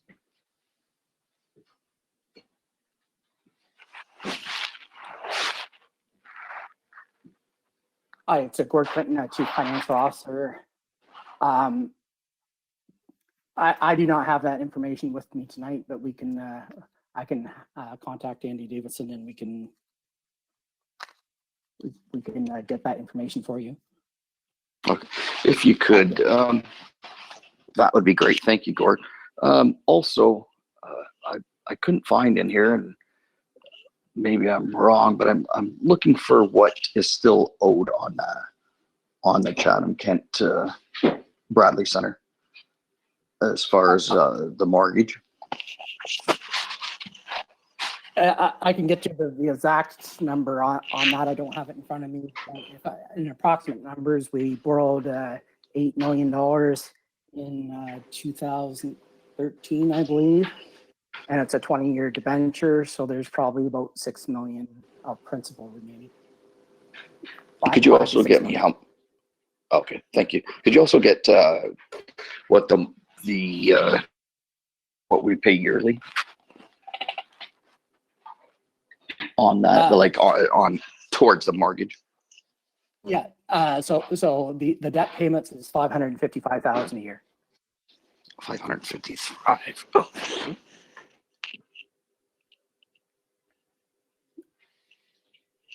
So the entire budget for the Bradley Center is $1 million, being $555,000 for the debt payments, $358,000 for the operations, and we put $88,000 a year into life cycle reserves for the building maintenance for the. For life cycle, yeah. Yeah, for the life cycle for major roof repairs or HVAC or any of those items. Right. Okay. There was one other question, but I can't read my writing. So, yes. So you were gonna. I had asked these the other night at the budget meeting here, to get the numbers on this. Can you, and this has got nothing to do with this at the moment, but could I also get the capital theater ones, please? I know you said you get those together, but. We have those slides ready for when council budget committee gets together on the 27th. Oh, great. I'll send it to you in advance as well, but we'll have a slide deck ready for that night of the new information as requested. Great. Thanks very much. Okay, anyone opposed to receiving this? Seeing none, motion passes. We'll go now to item 13C. CK Tourism Sector Support Update. Councillor Latimer and Councillor Kirkwood-White, can I get you to put this on the floor, please? Moved. And seconded. Okay, Councillor Latimer, then Councillor Kirkwood-White. Thank you through the mayor to Audrey. I want to thank you for this report, Audrey. And I also want to extend a thank you to you and your team for your services and diligence over the past almost year now towards our tourism operators and our local attractions. There is no doubt that our local tourist operators appreciate and have definitely benefited from your team and economic development's team working hand in hand. I did have a question about the safe travel stamp. It said that only 11 of our businesses have this. Is it onerous to get this, Audrey, or why is there so? That seems to be a very low number to me. Through you, Mayor Kenneth, to Councillor Latimer. Audrey Lansell here, Director of Community Attraction and Promotion. Thank you, Councillor Latimer. Great question. We have certainly shared that information on the Safe Travel Stamp with all of our operators who picked up the COVID toolkits. And as you quite rightly point out, 11 have responded and have actually applied. The process of actually for applying is not particularly onerous. We have certainly helped some of our operators apply. We have found, though, that across the province, and our Tourism Industry Association of Ontario has been instrumental in bringing this World Travel and Tourism Council stamp to Ontario, recognizing the benefit of operators and communities able to communicate that they are following safety protocols. But they've recognized that across the entire province, with all the other things that have fallen on tourism operators, the uptake has been relatively slow. But they are continuing to advocate and recommend at the Tourism Industry Association of Ontario level that all destination management organisations such as ourselves continue to promote and encourage operators to retain the Safe Travel Stamp. And that's certainly in recognition of the fact that when recovery does come, and they have conducted a great deal of research into consumer sentiments, and it will undoubtedly be that when recovery does come, visitors, travelers will be very much focused on businesses that are following health and safety protocols, and more importantly, can visually demonstrate that.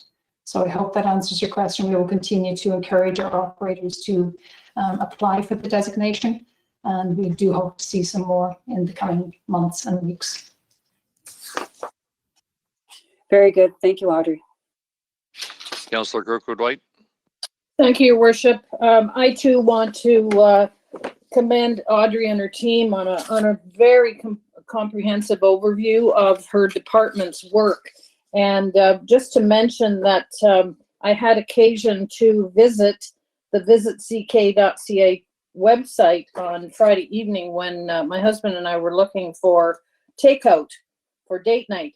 And I really want to strongly encourage my fellow councillors and members of the general public to visit this website, which was actually launched again on August the 18th.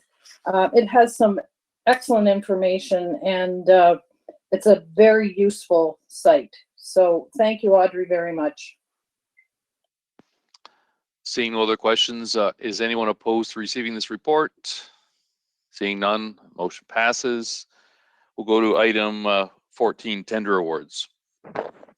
14B, tender award T20-366 downtown pedestrian crossing improvements, Chatham-Kent. Councillor Pinsino. Thank you, Worship. I'd like to move the recommendations with one exception. On page 2, the Thamesville London Road, midway between Lemuel Street and Ann Street, be removed. And if I get a seconder, I will. I'd like to speak. Councillor Wright. Will you second that? Yes, I will. I'll second it. Thank you. Okay. Councillor Pinsino. Thank you, Worship. The Mark McFadden, I spoke to him earlier today, and he didn't realize that Thamesville had a form of a BIA. It's called the Thamesville Improvement Association. And so they were late getting notice on this one. And the Improvement Association, the Thamesville Improvement Association has looked at it, does not support this recommendation. The loss of the 4 parking spots on a very tight main street now as it is, and it's not really a necessary location for it. So I spoke to Mark, and he said he was going to have a consultation with him at a later point anyway, and he would have removed it out if it wasn't favorable, which it's not. So I'm going to remove it tonight. That way it's dealt with, and there's no further anything required later on.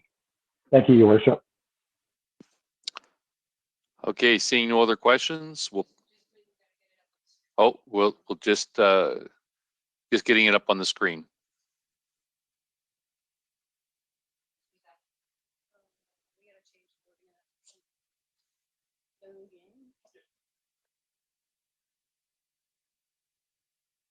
So Council, we have added number 4. Councillor Pinsino, is that the intent of yours? Is that the Thamesville be removed from both the tender and the bylaw? And we're just getting that fixed for the voting on the screen. Yes, Judy, that is. Thank you.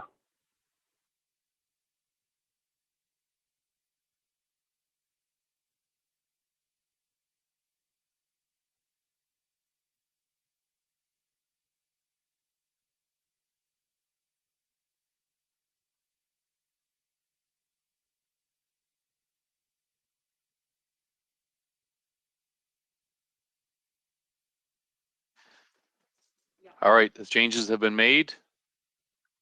We'll put it to vote.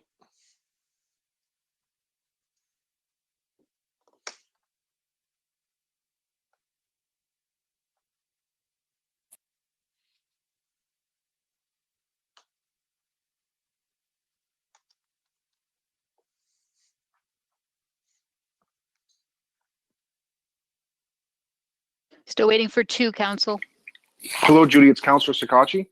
Yes. I'm a yes, but for some reason it's not letting me hit the submit button. Okay, thank you. Okay. Still waiting for 1, Council.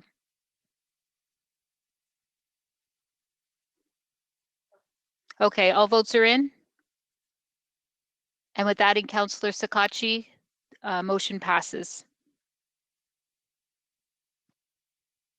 Okay, we'll go to item 15, Finance, Budget, Information, Technology, and Transformation. 15A, BMA Municipal Study 2020, a presentation by Amy McClellan, Manager of Revenue. Amy, you're up.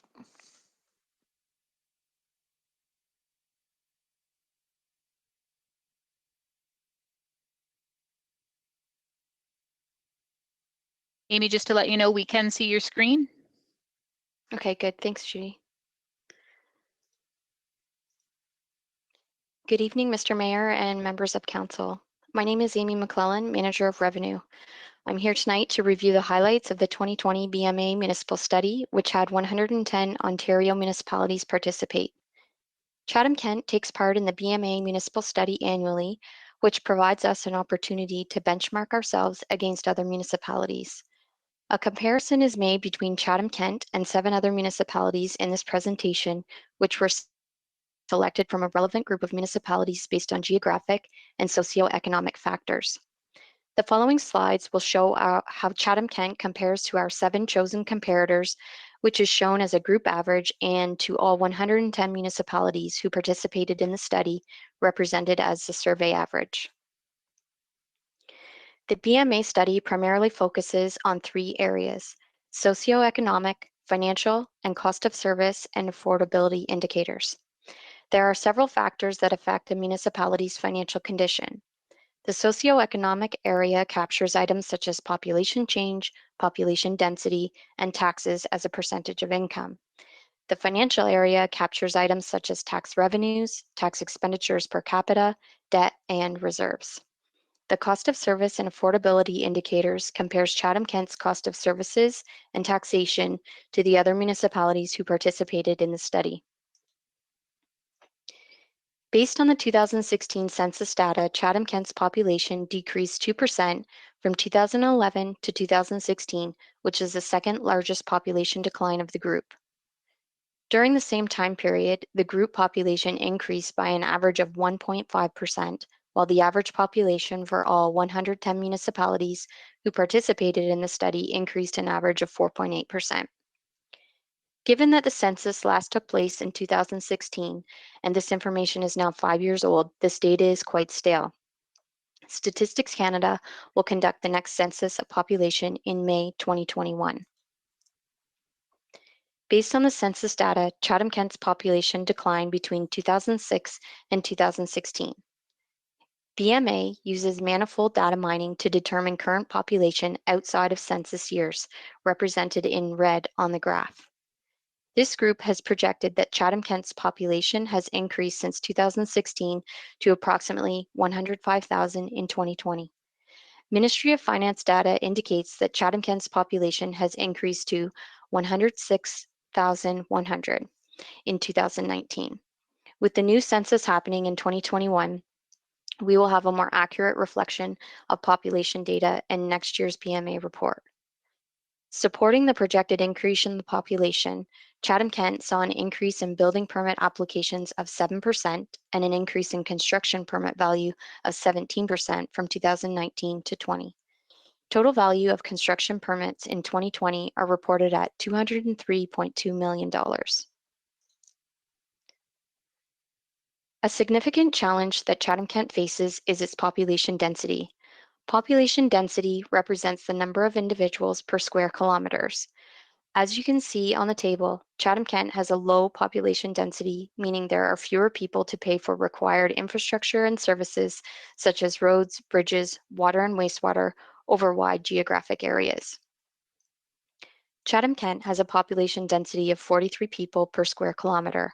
London has 1,013, Sarnia 451, and Windsor 1,587. Since 2011, Chatham-Kent has been faced with an assessment shift, with the tax burden being shifted away from commercial, industrial, and multi-residential and onto farm. This has occurred as a result of factory closings along with Assessment Review Board appeals, which many big box stores have undertaken to reduce their assessment. Chatham-Kent is actively working to protect our assessment base by engaging the assistance of a private consulting firm. As a result of these efforts, over the course of 2020, we were able to achieve a net increase in taxes of just over $40,000 that would have otherwise been lost revenue. The information presented in this chart is based on the 2016 assessment cycle. The 2020 assessment update has been delayed because of the COVID-19 pandemic. As a result, the weighted assessment composition information is stale and not entirely reflective of our current assessment makeup in Chatham-Kent. While commercial, industrial, and multi-residential properties have seen assessment decreases, farmland has seen significant increases in their value. In 2011, farm properties were responsible for 5.7% of the tax burden. In 2020, this number has grown to 11.4%. In 2020, Chatham-Kent had the 10th lowest assessment per capita of the 110 municipalities who participated in the BMA study, with roughly $106,000 of assessment per capita. Assessment per capita takes Chatham-Kent total weighted assessment base divided by our population in the group of 7 comparator municipalities. Chatham-Kent is second lowest, ahead of Windsor. Household income is a measure which indicates a community's ability to pay for the services provided by the municipality. Chatham-Kent is on the low end of the municipalities who participated in the survey and is below both the survey and group average, with an average household income of about $81,000.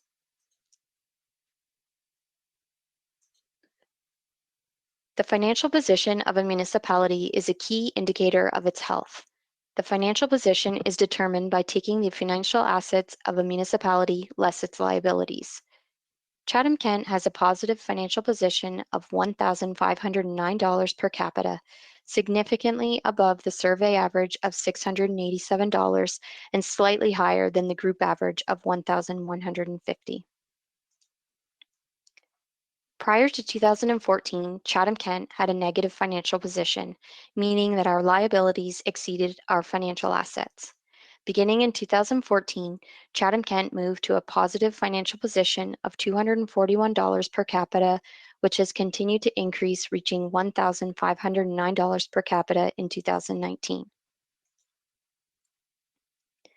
The asset consumption ratio of a municipality is an indicator of the age of its assets. The older the overall average of its assets, the greater the ratio. The tax consumption ratio are those assets that are funded through property tax dollars, while the water and wastewater reserves are funded through the Public Utility Commission rates. Chatham-Kent's asset consumption ratio are higher than both the survey and group average. Fast-growing municipalities typically have a lower asset consumption ratio as they continue to build new infrastructure to support the growth. The level of reserves required by a municipality will vary for a number of reasons, which include services that are provided, age and condition of the infrastructure, service levels that are desired by the population, and economic conditions and projections, to name a few. Reserve comparative analysis measures a municipality's reserves as a percentage of its own source revenue. Chatham-Kent had reserve balances funded through tax of 85%, which is higher than both the group and survey average. Chatham-Kent's water and wastewater reserves are below both the group and survey average. Water reserves have decreased since 2018 from 13% to negative 11%, while wastewater reserves have increased since 2018 from 24% to 25%. Chatham-Kent continues to make significant progress in lowering its debt. Chatham-Kent's overall outstanding debt and tax debt are both below the survey average.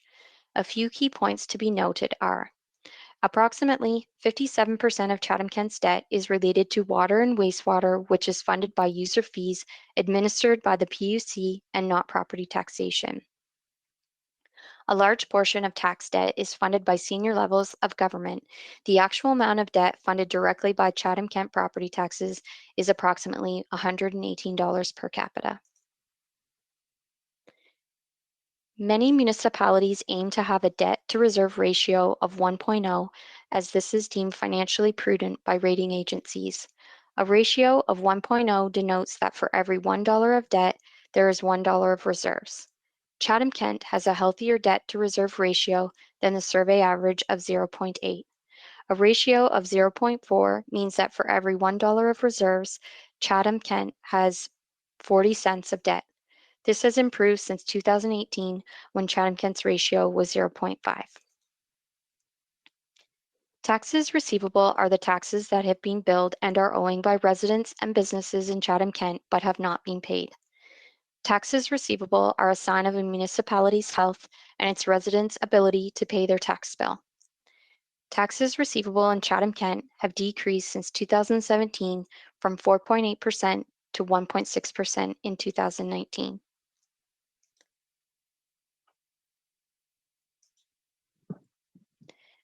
Comparing Chatham-Kent's water and wastewater costs for residential households, we are close to the survey average and above the group average, with only Windsor and Sudbury being higher in the group comparators. Chatham-Kent is above the survey average and the group average due to the fact that we have a significant amount of infrastructure which is spread over a wide geographical area.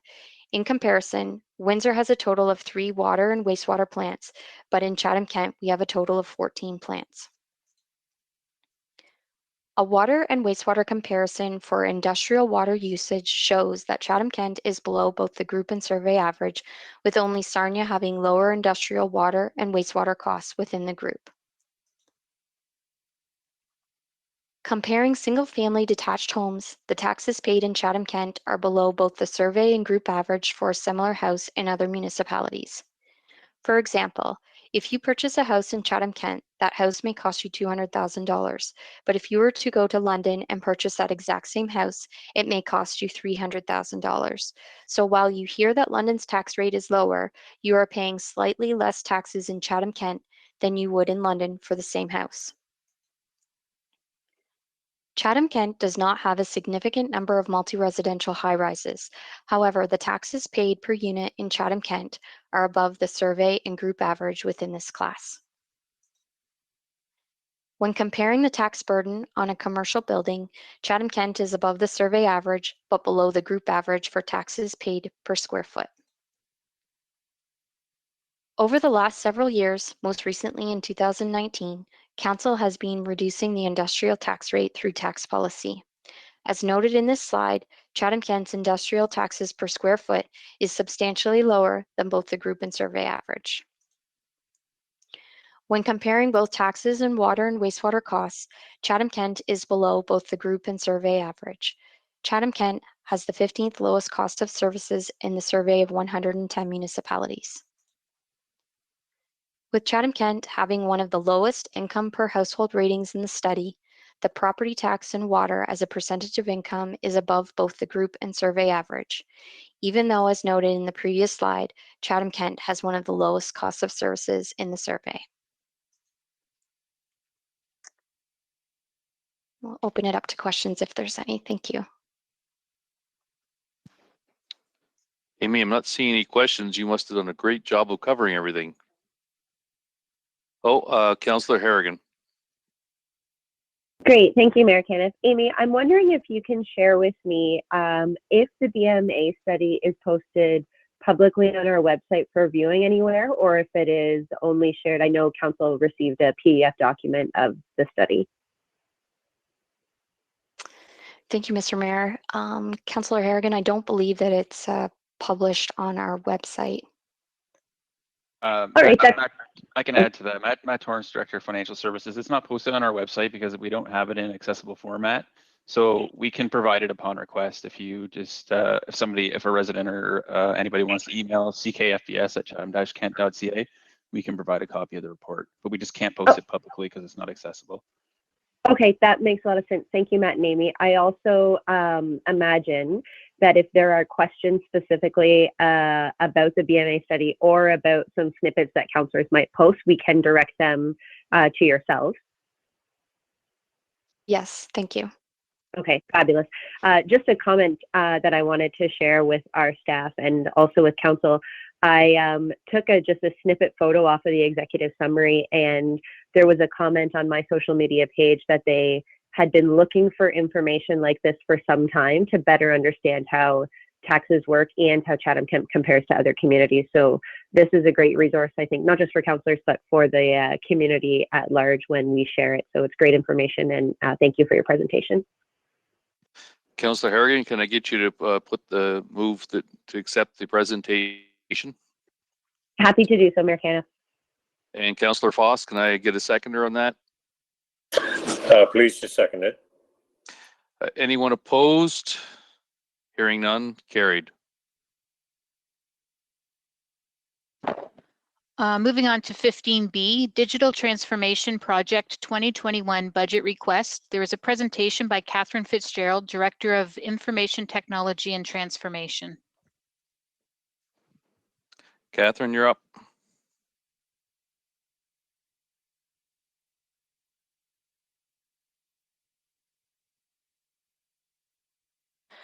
Thank you, Mayor Caniff. This is Catherine Fitzgerald, and I'm the Director of Information Technology and Transformation. Today, I'm pleased to present the Digital Transformation Project. This major project aligns with most of the strategic priorities recommended by the Corporate Technology Strategic Plan received by Council in June of 2020. This project aligns with 8 of the 9 strategic priorities identified in the Corporate Technology Strategic Plan. We recognize that in order to truly take a citizen-centric service delivery focus to municipal services, we cannot approach this simply as a software upgrade. This digital transformation project involves not only changing and evolving the software products in use at the municipality, we also need to invest in a new way of thinking about problem solving. So why would we embark on such a significant digital transformation project? Council frequently directs administration to identify ways to be more effective and creative in how we deliver services to the citizens of Chatham-Kent. To support the creativity required, the technology, skills, mindset, and governance administration uses to solve these problems needs to be transformed. First, I will speak to the 3 key strategies supported by the Digital Transformation Project, represented by the top 3 pieces of the pie. Customer service is a top strategic priority for our organization. We have many versions of customers in Chatham-Kent, the citizens of our community, as well as the internal customers who collaborate and access resources. This digital transformation project puts the focus on the customer, developing competencies in the organization that value the experience of service users. Prior to COVID-19, and made worse by the pandemic, many staff have difficulty accessing the information they need to meet customer service goals. From paper case files to a lack of accurate knowledge resources for staff and customers to access, the lack of digital services have made it challenging for employees to quickly and accurately provide customers the answers they need. The second strategy is collaboration. Today, collaboration is happening in email, Excel spreadsheets, and Word documents. These tools were designed to recreate a traditional office in an online environment. We know that many employees use email as a way to track communication on items, often using email as their own personal knowledge store of what has happened when, and personal repository to retain versions of documents. We know that the workforce of today needs tools that support shared collaboration with a focus on knowledge-based work for shared value and creativity. We need technology and mindsets that emphasize collaboration across business silos and shared knowledge instead of just email. Finally, the Digital Transformation Project also supports automation.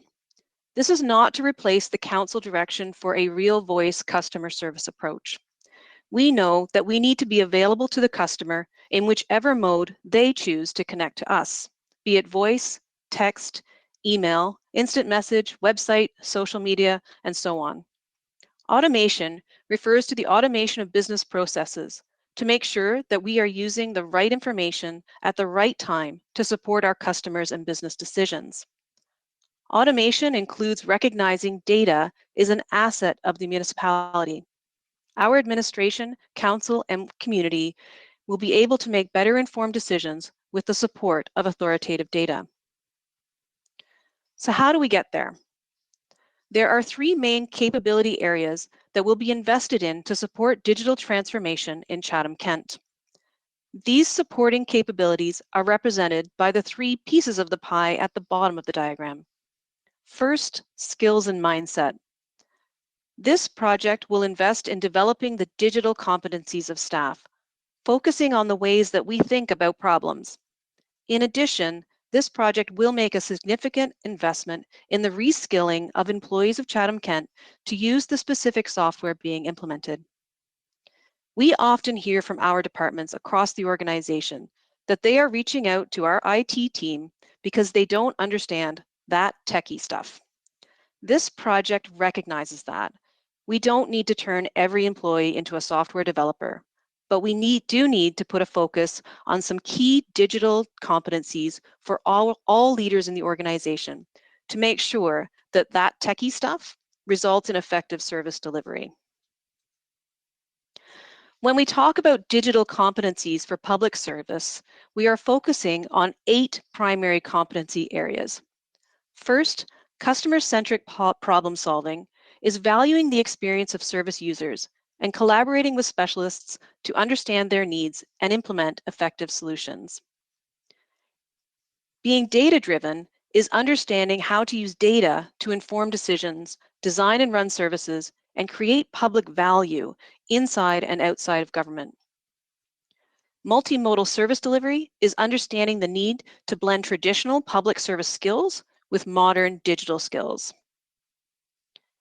Privacy and ethic competencies refer to anticipating and mitigating the privacy, security, and ethical risks that are inherent to governing in a digital era.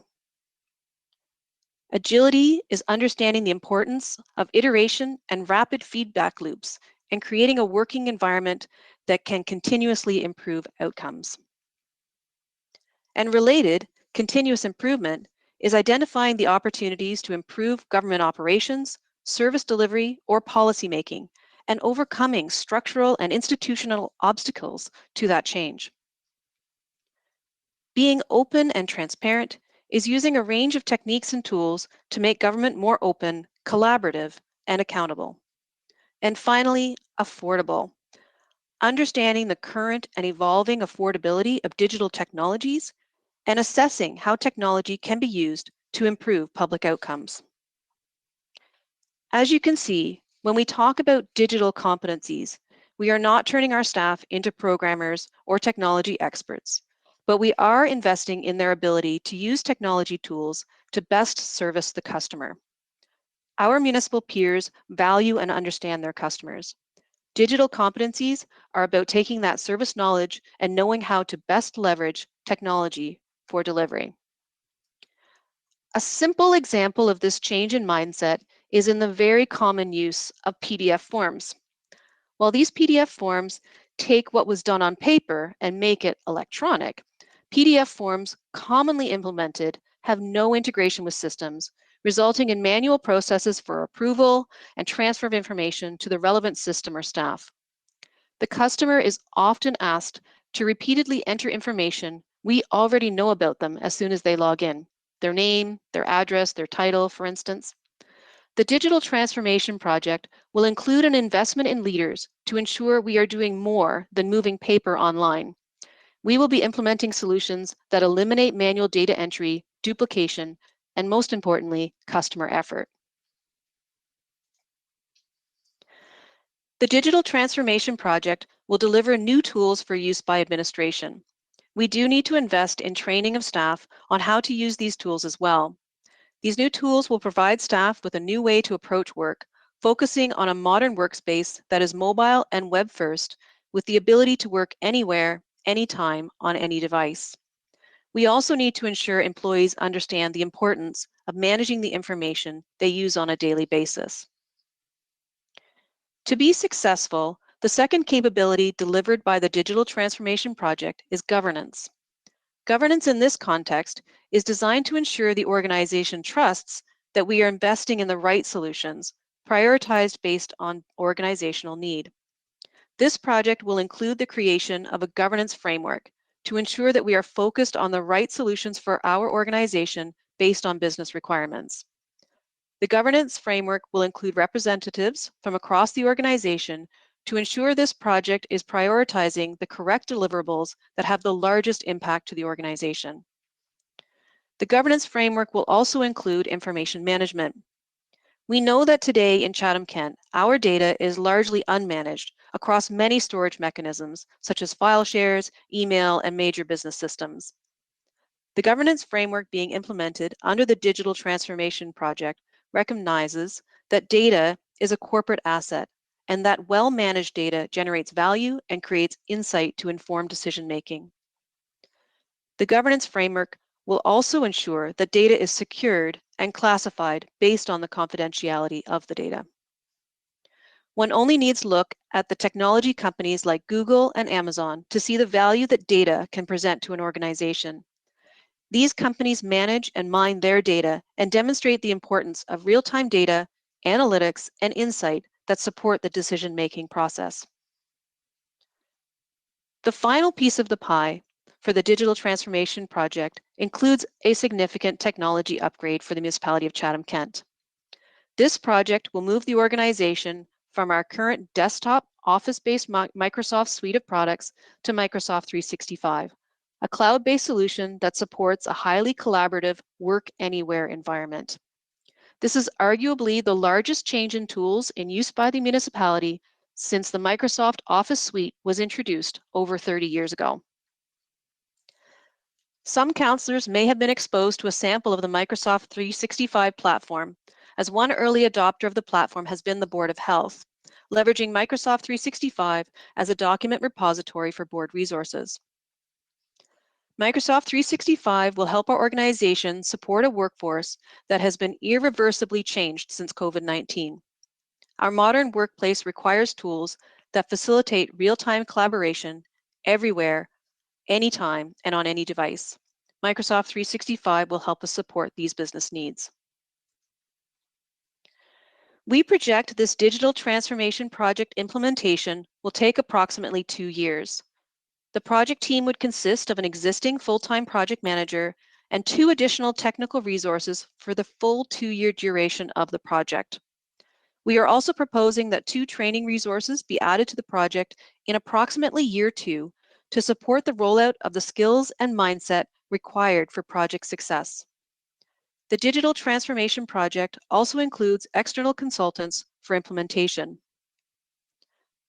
I recognize that at this stage of the digital transformation project, many of these concepts may seem abstract. If this project is approved in the 2021 budget, we commit to returning to Council on a regular basis to report back on the project progress, including quick wins, real efficiency gains, and customer impact. We will report on the comprehensive changes that have shifted our corporate culture towards one that collaborates, automates, and takes a customer-centric approach to service delivery. Thank you for your time today. Councillor Latimer and Councillor Crew, can I get you to put this on the floor, please? So moved. Seconded. Okay, Councillor Latimer, you had a question? Thank you through the mayor. Catherine, thank you very much for your presentation. While it was really informative, and I'm looking forward to seeing it implemented, I wondered if you could give us any idea what your anticipated staff reductions or service cost decreases we'd see for us spending that $1,200,000 over the next 2 years.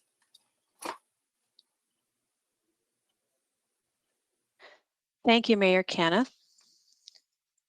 So as I stated in the presentation, we will be coming back and reporting to Council as we evolve through the project to report on quick wins, efficiency gains, and customer impact.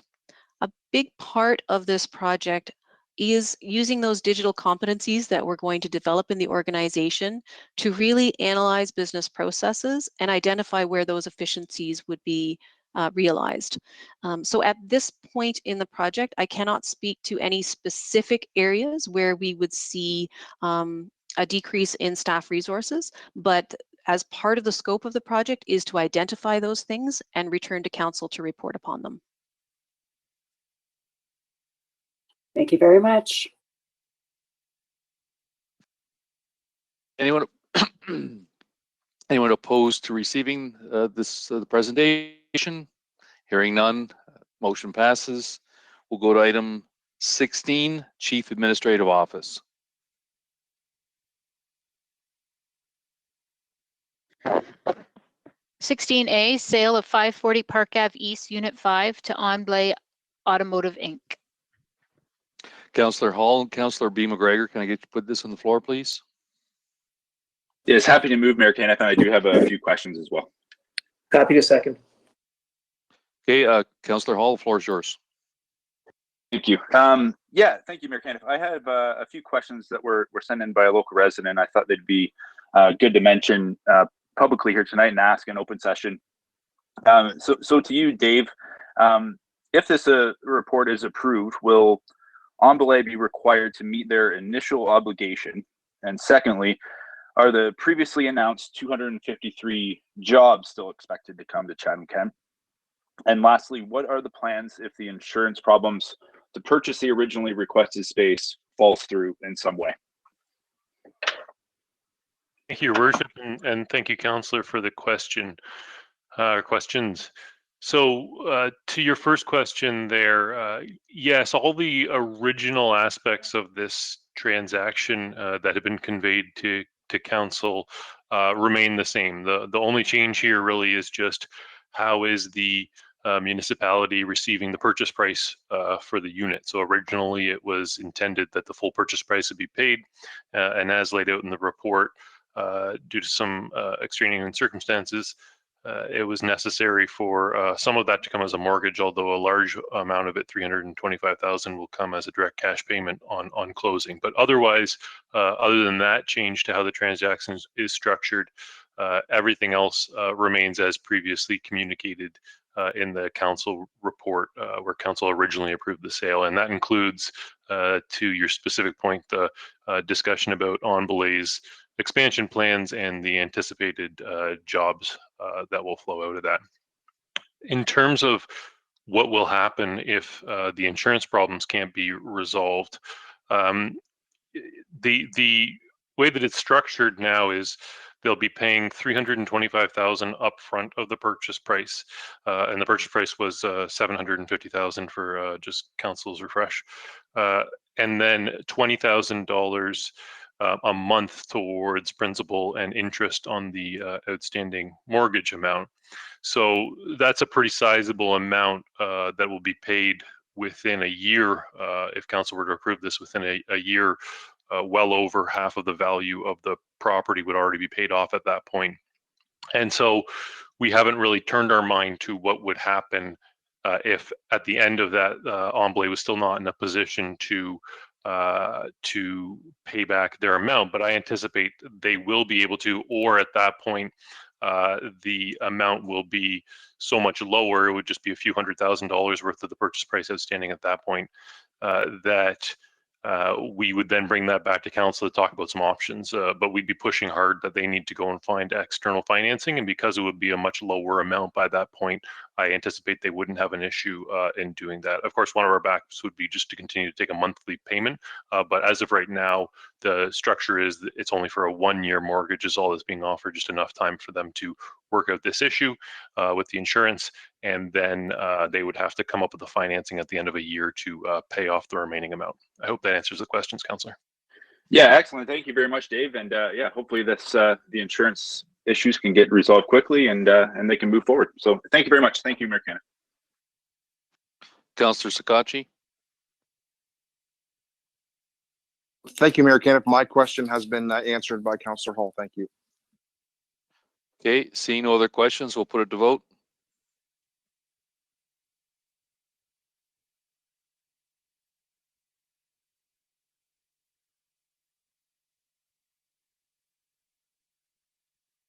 Just waiting for one more. Okay, all votes are in. Motion passes. Okay, we'll move to item 18, Community Human Services. Request for transfer from reserves, cultural action teams and mapping for CK Arts and Culture Network. Councillor Kirkwood White and Councillor Crew, can I get you to put this on the floor, please? So moved. Seconded. Okay, Councillor Kirkwood White, the floor is yours.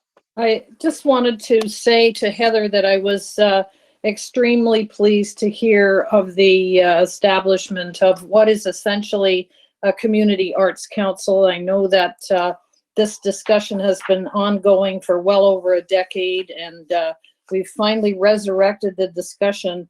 And I'm very pleased to hear that you've been working very closely with a number of local community volunteers to get this back on track. I guess my only question with regard to the amount of money that's going to be transferred, assuming that this motion goes forward, is what has been proposed as the use of these funds, and will the new organization have full access to these funds? Thank you, Mary Kenneth. This is Heather Slater, Manager of Arts and Culture.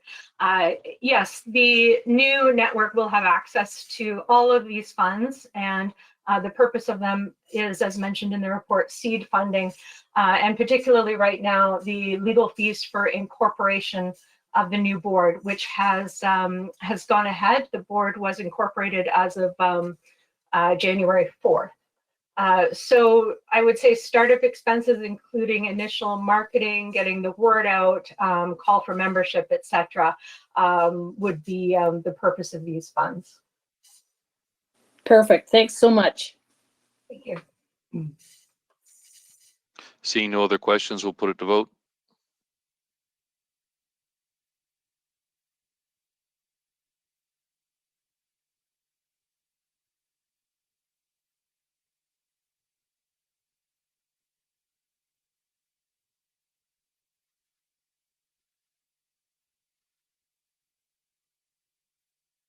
One more, Council.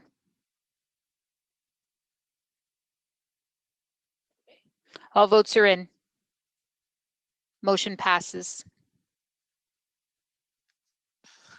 Item 19, infrastructure and engineering services. 2021 capital budget. Councillor Hall and Councillor Latimer, can I get to put this on the floor, please? Yes, happy to move, Mayor Caniff, and just a couple questions as well, please. Glad to second, and also have a couple of questions. Okay, Councillor Hall, followed by Councillor Latimer.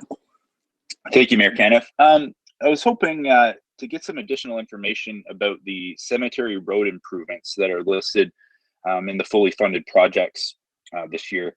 I guess specifically, what does this entail at the Riverview Cemetery in Wallaceburg? So is it pavement for all the laneways that connect, or the roads, I guess, that connect throughout the cemetery? I guess I met with a resident there recently, I guess at the end of 2020. You know, it was obvious that there's some work that needed to be done throughout the cemetery on those, especially on the roads.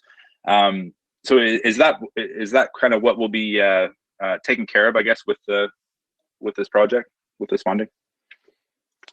Mr. Mayor, it's Thomas Kelly phoning. On the line.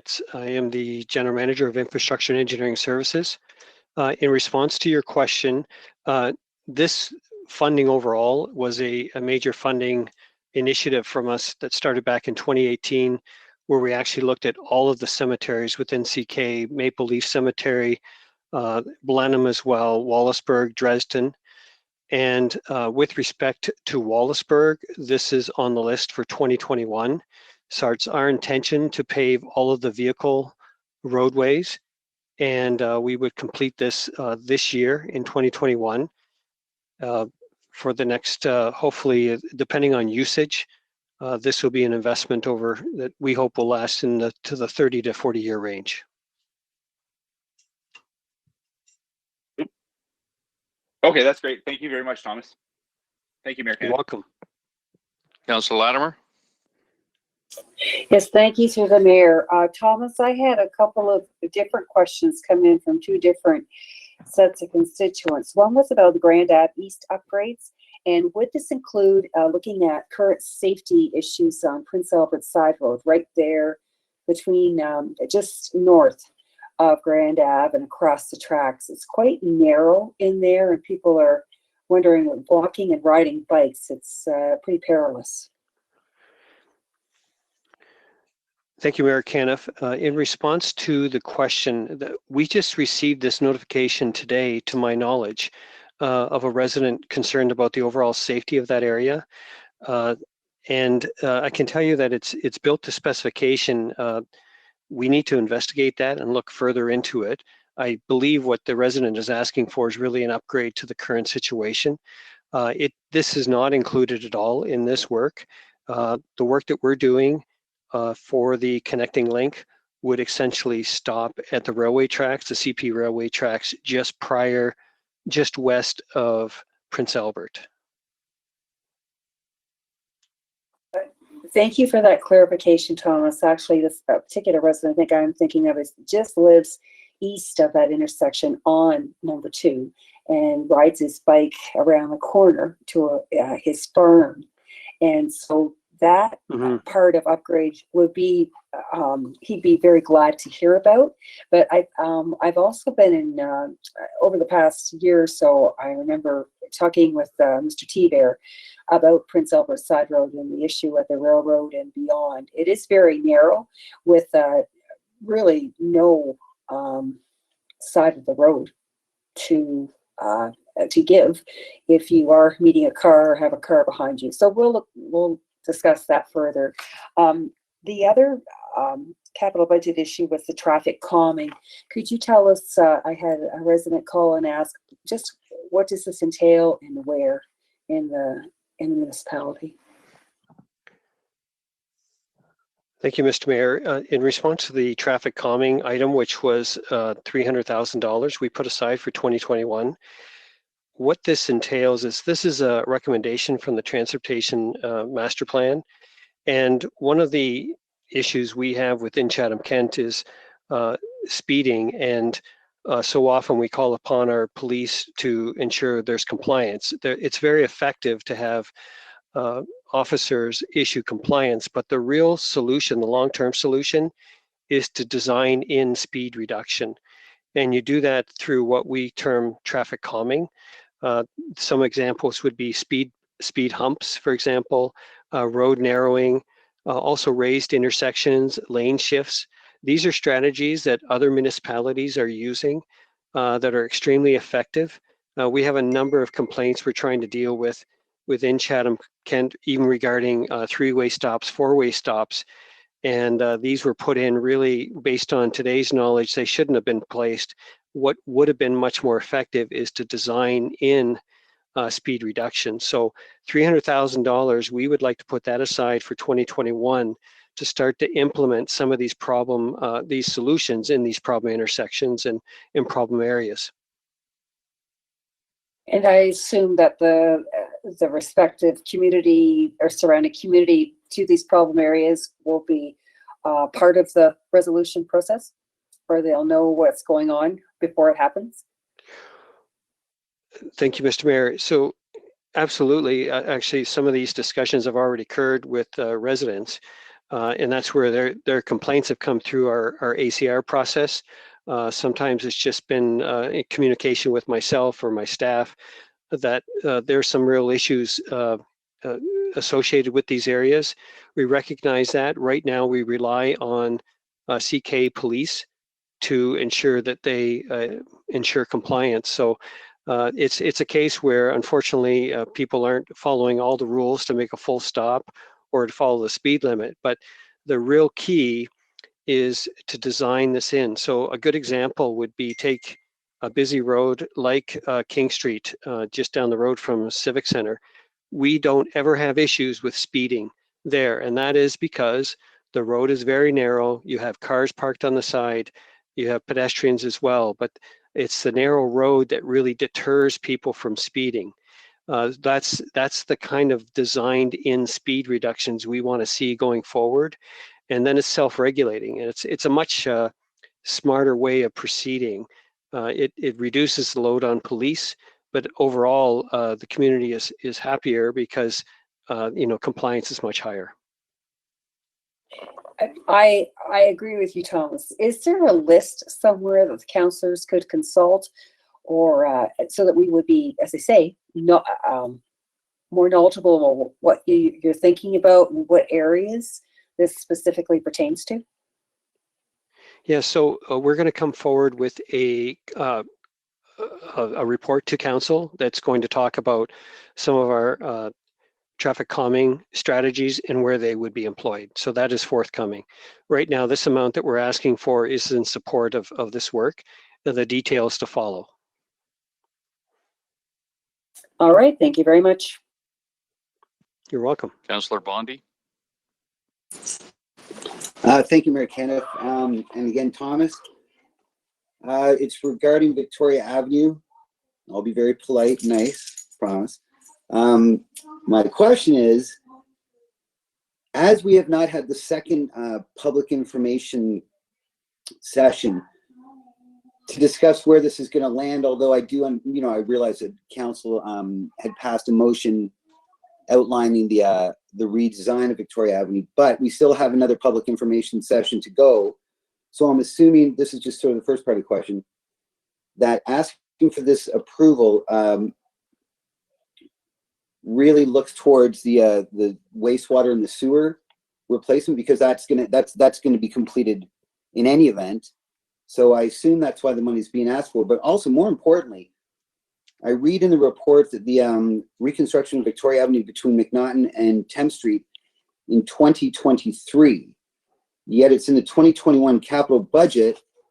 And at the beginning of the report, in the recommendations, it reads, the capital projects as outlined in Appendix C be deferred to future capital budget consideration in 2022 or later. Now, if I'm correct, I don't think Victoria Avenue is fully funded, and it appears as though the project would take place in 2023. So I would suggest that this would be an Appendix C, but it's not. So obviously you're going to have a good reason for that. Yeah, so thank you, Mr. Mayor. So for council's knowledge, Appendix A lists all the fully funded projects. That means they're 100% funded. Appendix B are projects that are partially funded, meaning we already have some money put toward them, and that amount. Appendix C is sometimes we have some money put toward, but because of priorities, we're not recommending any further money toward those projects. So in the case of Appendix B, Victoria Ave reconstruction, the cost estimate is in the range of $6 million. So far, we have put aside 1.25 million, and we're recommending a net capital influx of $500,000. So essentially at the end of this year, we're about halfway there. And that's why we're saying that in 2022, we'll be coming back with an additional ask. And if we had enough money, we could complete the project in 2022, but because of just the requirements for time, really, that we build up this fund so that we can fully move ahead with the project, we need a couple of years of that buildup. So the reason it's in Appendix B is that we're asking for $500,000 of the 2021 budget to be put toward Victoria Ave, knowing that it's not fully funded still, it's only partially funded. We still have 2.8 million to put toward that before it's completed. Okay, so we're kind of banking money for the project. That's correct. Okay, thanks, Thomas. So the project, it appears, is going to cost maybe 6.6 million. Well, we had a number of changes. That's our former estimate. And we are taking the direction from council, the approved motion. We are working with our consultant right now, and we're going to bring that forward in a PIC in February and show the public, here's what it's going to look like now based on that direction from council. After that, we have to go through MECP approvals, and we expect that'll be 6 to 8 months, maybe longer because of COVID. And then we'll be tendering probably at the end of the year or early next year. Okay, so Thomas, after the second public information session, do we come back to council for approval, or we're just going to go with the motion that was passed, whatever, in the spring? Yeah, so thank you, Mr. Mayor. So we feel we have our direction from council, and that's what we're implementing. So unless there's new direction, we're implementing what council advised previously. Okay, so not to sound kind of rash, but why are we having a second public information session if it'll have no effect? Thank you, Mr. Mayor. The reason we originally promised residents we would have 2 PICs, and with the process that council chose was really to give us complete direction after the first PIC. That's not normal for any project. We are just going back out to the public to make them aware this is the direction we've received from council, and here's what the design looks like based on this direction from council. So it's just we're trying to be good communicators and let the public know this is what council have approved, this is what we're going forward with. They have not seen those updates that council have recommended when it was voted on. Right, so during the second public information session, there won't really be any requirement for public input because it's kind of a done deal, as they say. Just so people are aware, because I don't want to mislead them. Say, oh, make sure you come and, make sure you bring, your recommendations back to council, because we've decided, like, I know where we are and I'm okay with it, but just so that the public's aware that the second information session is not really much for public input. It's more of public communication. It's public communication, but I would also say that if there's something there that is impacting someone of some regard that is not covered by the direction of council, that we certainly would like to hear that. But I mean, if we're not looking for input that goes against council's direction. That's the case. So it's not going to be a debate on whether there's bike lanes or whether there's a left turn signal. That's not our intent, but the overall design would be displayed, and we would be open to any certain input that did we miss anything at all? Here's what we're going forward with. Okay, and the design, of course, could change at council's direction, not coming from me, of course, but if somebody that voted in favor of the agreed upon design, just so that the public's aware that it could still change. It's unlikely, but possible. Well, thank you, Mr. Mayor. That would be entirely up to council. Sure. Okay. Oh, so, and Thomas, sorry, one more quick thing. I'm not much of a math guy, but did you mention that we had 1.25 million set aside currently, and we're asking for an additional 500,000 in this budget year? Yes, and then we also have a revenue stream as well of $2 million. So that's where it all adds up. If you add up the 2 million plus the 1.25 plus 500,000, we still have 2.865 million to fund the entire project. Now, again, that 6 million figure was based on the former design. So based on council's input and direction, we are repricing that. That may go up or down. Most likely, we hope it'll go down. And that number will be updated once we get all of the work completed from the consultant. Okay, great, Thomas. And just very quickly, when you say revenue stream, I'm sorry, I don't understand. What does that mean? Like, where does that $2 million come from?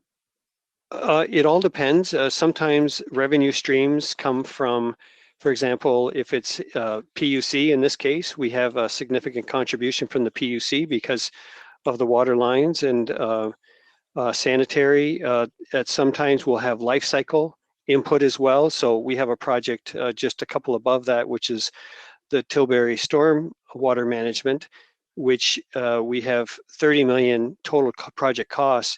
20 million of that will be from life cycle, and the other 10 million will be from capital. So sometimes projects are a combination, but the intent is these are other revenue sources that we can use to offset the total project cost.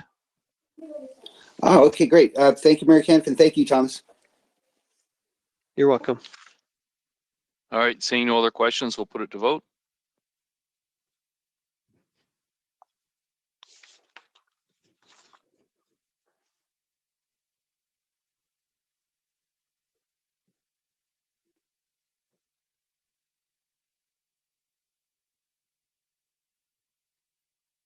Waiting for one more, council.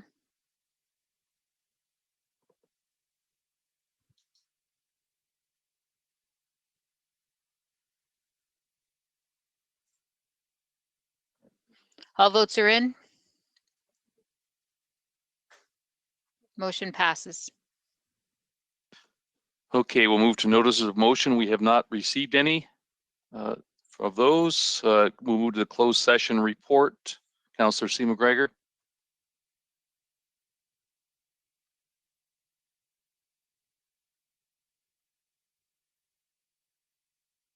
Councillor McGregor, we can't hear you.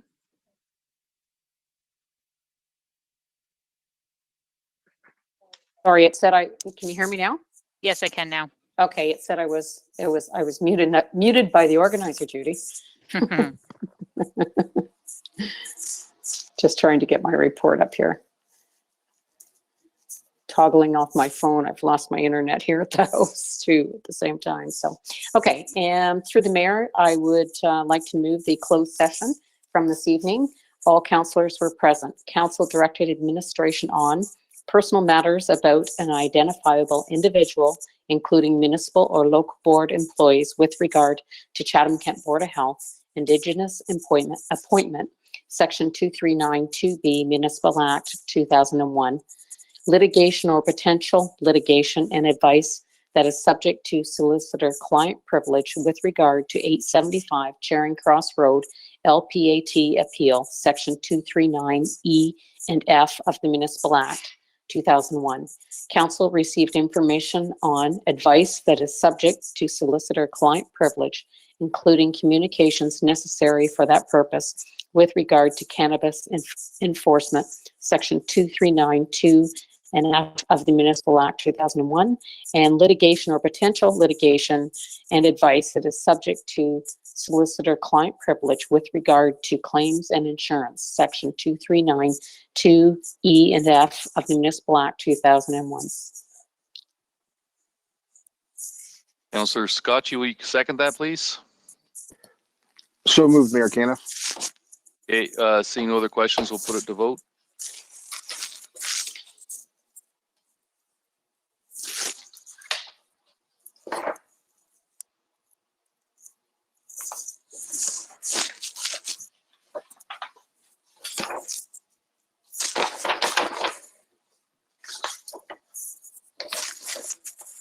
Still waiting for one vote, Council.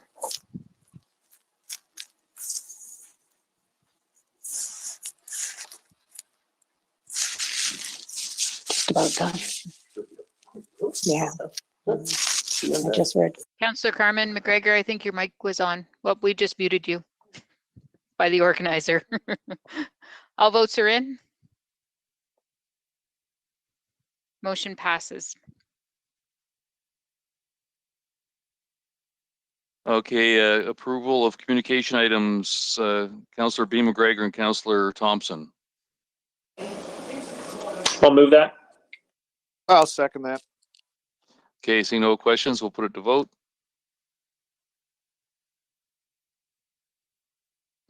Oh, sorry, any opposed? Hearing none. Non-agenda business. Councillor C. McGregor.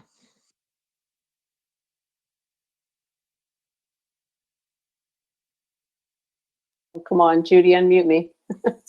Hello? There you Can go, you hear you're me? on. Oh, Yes. okay, thanks. Yeah, I have a tricky case going on there, so sorry about that.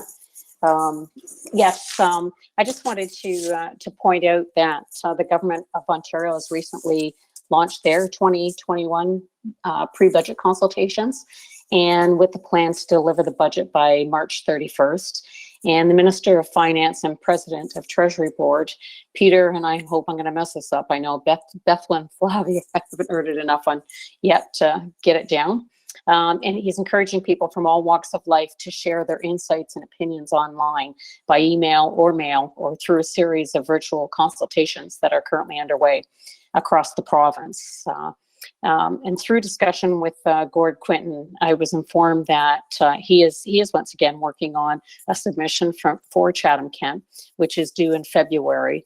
And I'd like Gord actually to speak to that in a minute, to what he has planned for submission. But first, I'd like to let you know that I've also asked to have him include one request for additional public health funding to aid with COVID-19 and our expenses that occur. I know we've got money, but it would be nice to have further earmarked money for our public health work that is going on in due to COVID.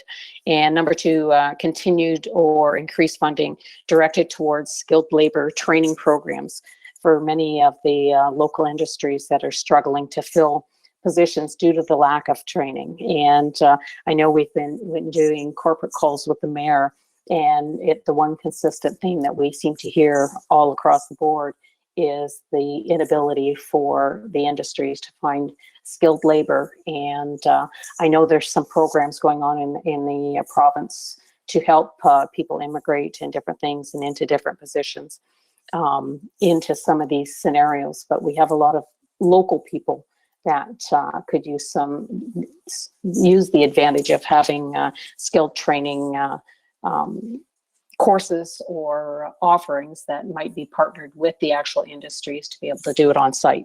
So I've asked for those two things. I would also encourage anybody else around the council table or anybody that's listening tonight to go on. They are looking for a really wide swath of the needs of the people in the province to develop the budget. So it's ontario.ca/budget consultation. So please go on and fill out one even individually. And at that, I would maybe ask Gord to pick up on what he is including in submission at this point. Thank you, Mayor Caniff, and thank you, Councillor McGregor, for the question. It's Gord Quinton, Chief Financial Officer speaking. So I did present to this committee last year and was planning on doing it this year again. So items on my short list that I was putting together to date was to request them to reconsider the cost sharing downloads for both public health and childcare. And as council knows, we have impacts in our 2021 budgets, and we'll have further impacts in 2022 if those are not reversed. The Erie Shore erosion issues and road realignment, particularly the Talbot Trail that was downloaded to Chatham-Kent from the province in 1999. That's going to be a very expensive project in the coming years, and we're looking for the province to hopefully highly fund that project, but that's our ask. A third item is on our OCIF infrastructure grants. We used to get them commitments at least 3 years in advance. As we stood, now we're left waiting for approval in year. So going into budget deliberations, we're sort of at the will of the government this year on assuming that we're going to get at least as much as we did last year. So it's sort of puts us really behind in planning. The fourth item is support for SWIFT 2.0 and any other fiber broadband investments to get our underserviced areas connected. And the last one I had was support from the province as we lobby the federal government, particularly for potential revenue cost sharing as we move to a digital economy and potentially lose new commercial property taxes as the economy moves more online, and we're looking for a share of the HST there, or some people call it an Amazon tax. But if we're going to receive less property taxes from brick and mortar stores in the future, we feel that the federal government and the province should share some of the sales tax revenues with us for our infrastructure, that these trucks go up and down all the time and without local stores. So that's my list, and I welcome anything else. If council does have think of anything else in the next week or two, please email me. It is due to the province on February 12th, so I'll probably be completing it a couple days before that to meet that deadline. Thanks. Okay, Councillor Sakachi, followed by Councillor Latimer. Thank you, Mayor Caniff. Just a quick question to Dr. Reed. Over the past week or so, I've been shared a lot of media articles in regards to a lot of concern by rural doctors in regards to receiving the COVID vaccine. I just wanted to see, since we're on the first council meeting of the year, if you could just provide a quick update on the potential of the vaccines coming to our community, at least to our long-term care and seniors facilities. Thank you, Mayor Caniff, through to Councillor Sakachi. Thank you for the question. We are still waiting for our notification of what vaccine and when Chatham-Kent will receive COVID-19 vaccine. What I can share with council and the community is that we currently have a vaccine task force that meet daily It is co-led between Public Health and Chatham-Kent Health Alliance. And together they have plans in place so that we are ready to go the second really that we hear about our vaccine allotment and when it will be arriving in Chatham-Kent, that we are able to begin immunizing as quickly as possible following that announcement. So we are beginning to ready long-term care homes, and they will be followed by retirement homes through to some of our other congregate care living facilities, healthcare workers, and the list kind of goes on from there as we move down the government recommended immunization flow. So we'll keep the community posted, and I anticipate we will have some announcement that is really, they keep telling us is imminent in terms of vaccine for Chatham-Kent. So that's what I have right now. The teams are ready, and the second we know when vaccine's coming, we will begin immunizing, and we're ready to go. Thank you. Thank you very much, Dr. Reed. I do apologize if I put you on the spot. It's just that question was being posed to me several times over the course of the week. So I do appreciate your detailed answer. Councillor Latimer. Thanks for the question.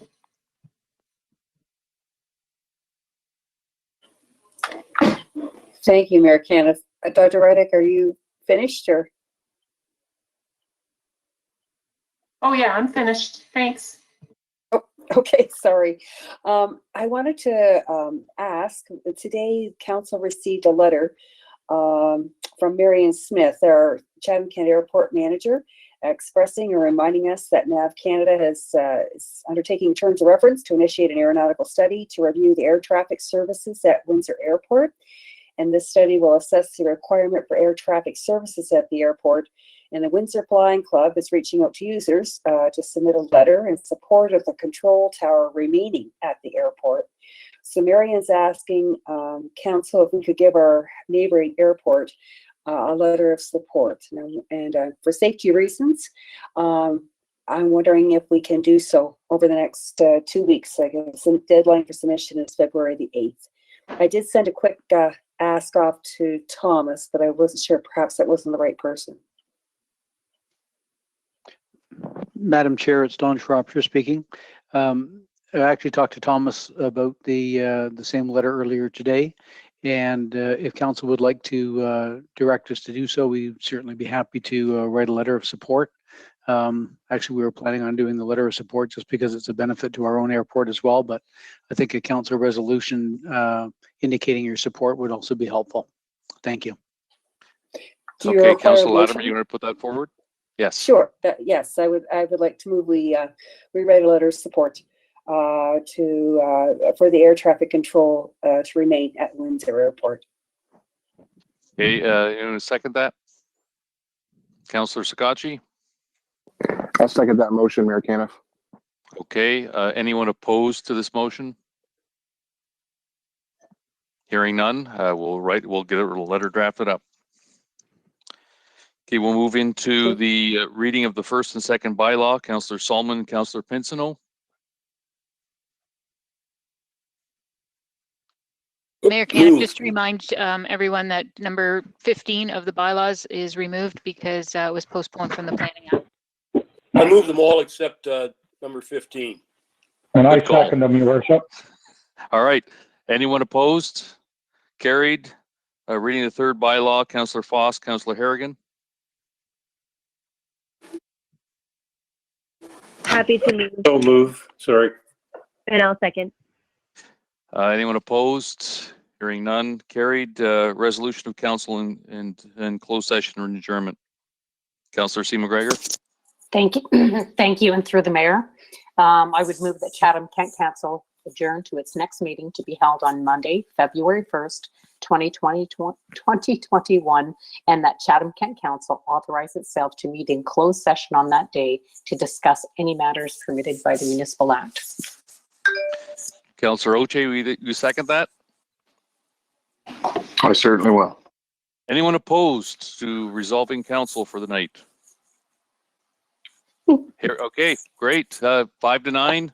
We've had the shortest meeting we've had in quite a while. So all year, the shortest meeting of the year. All right. Have a great night, everyone.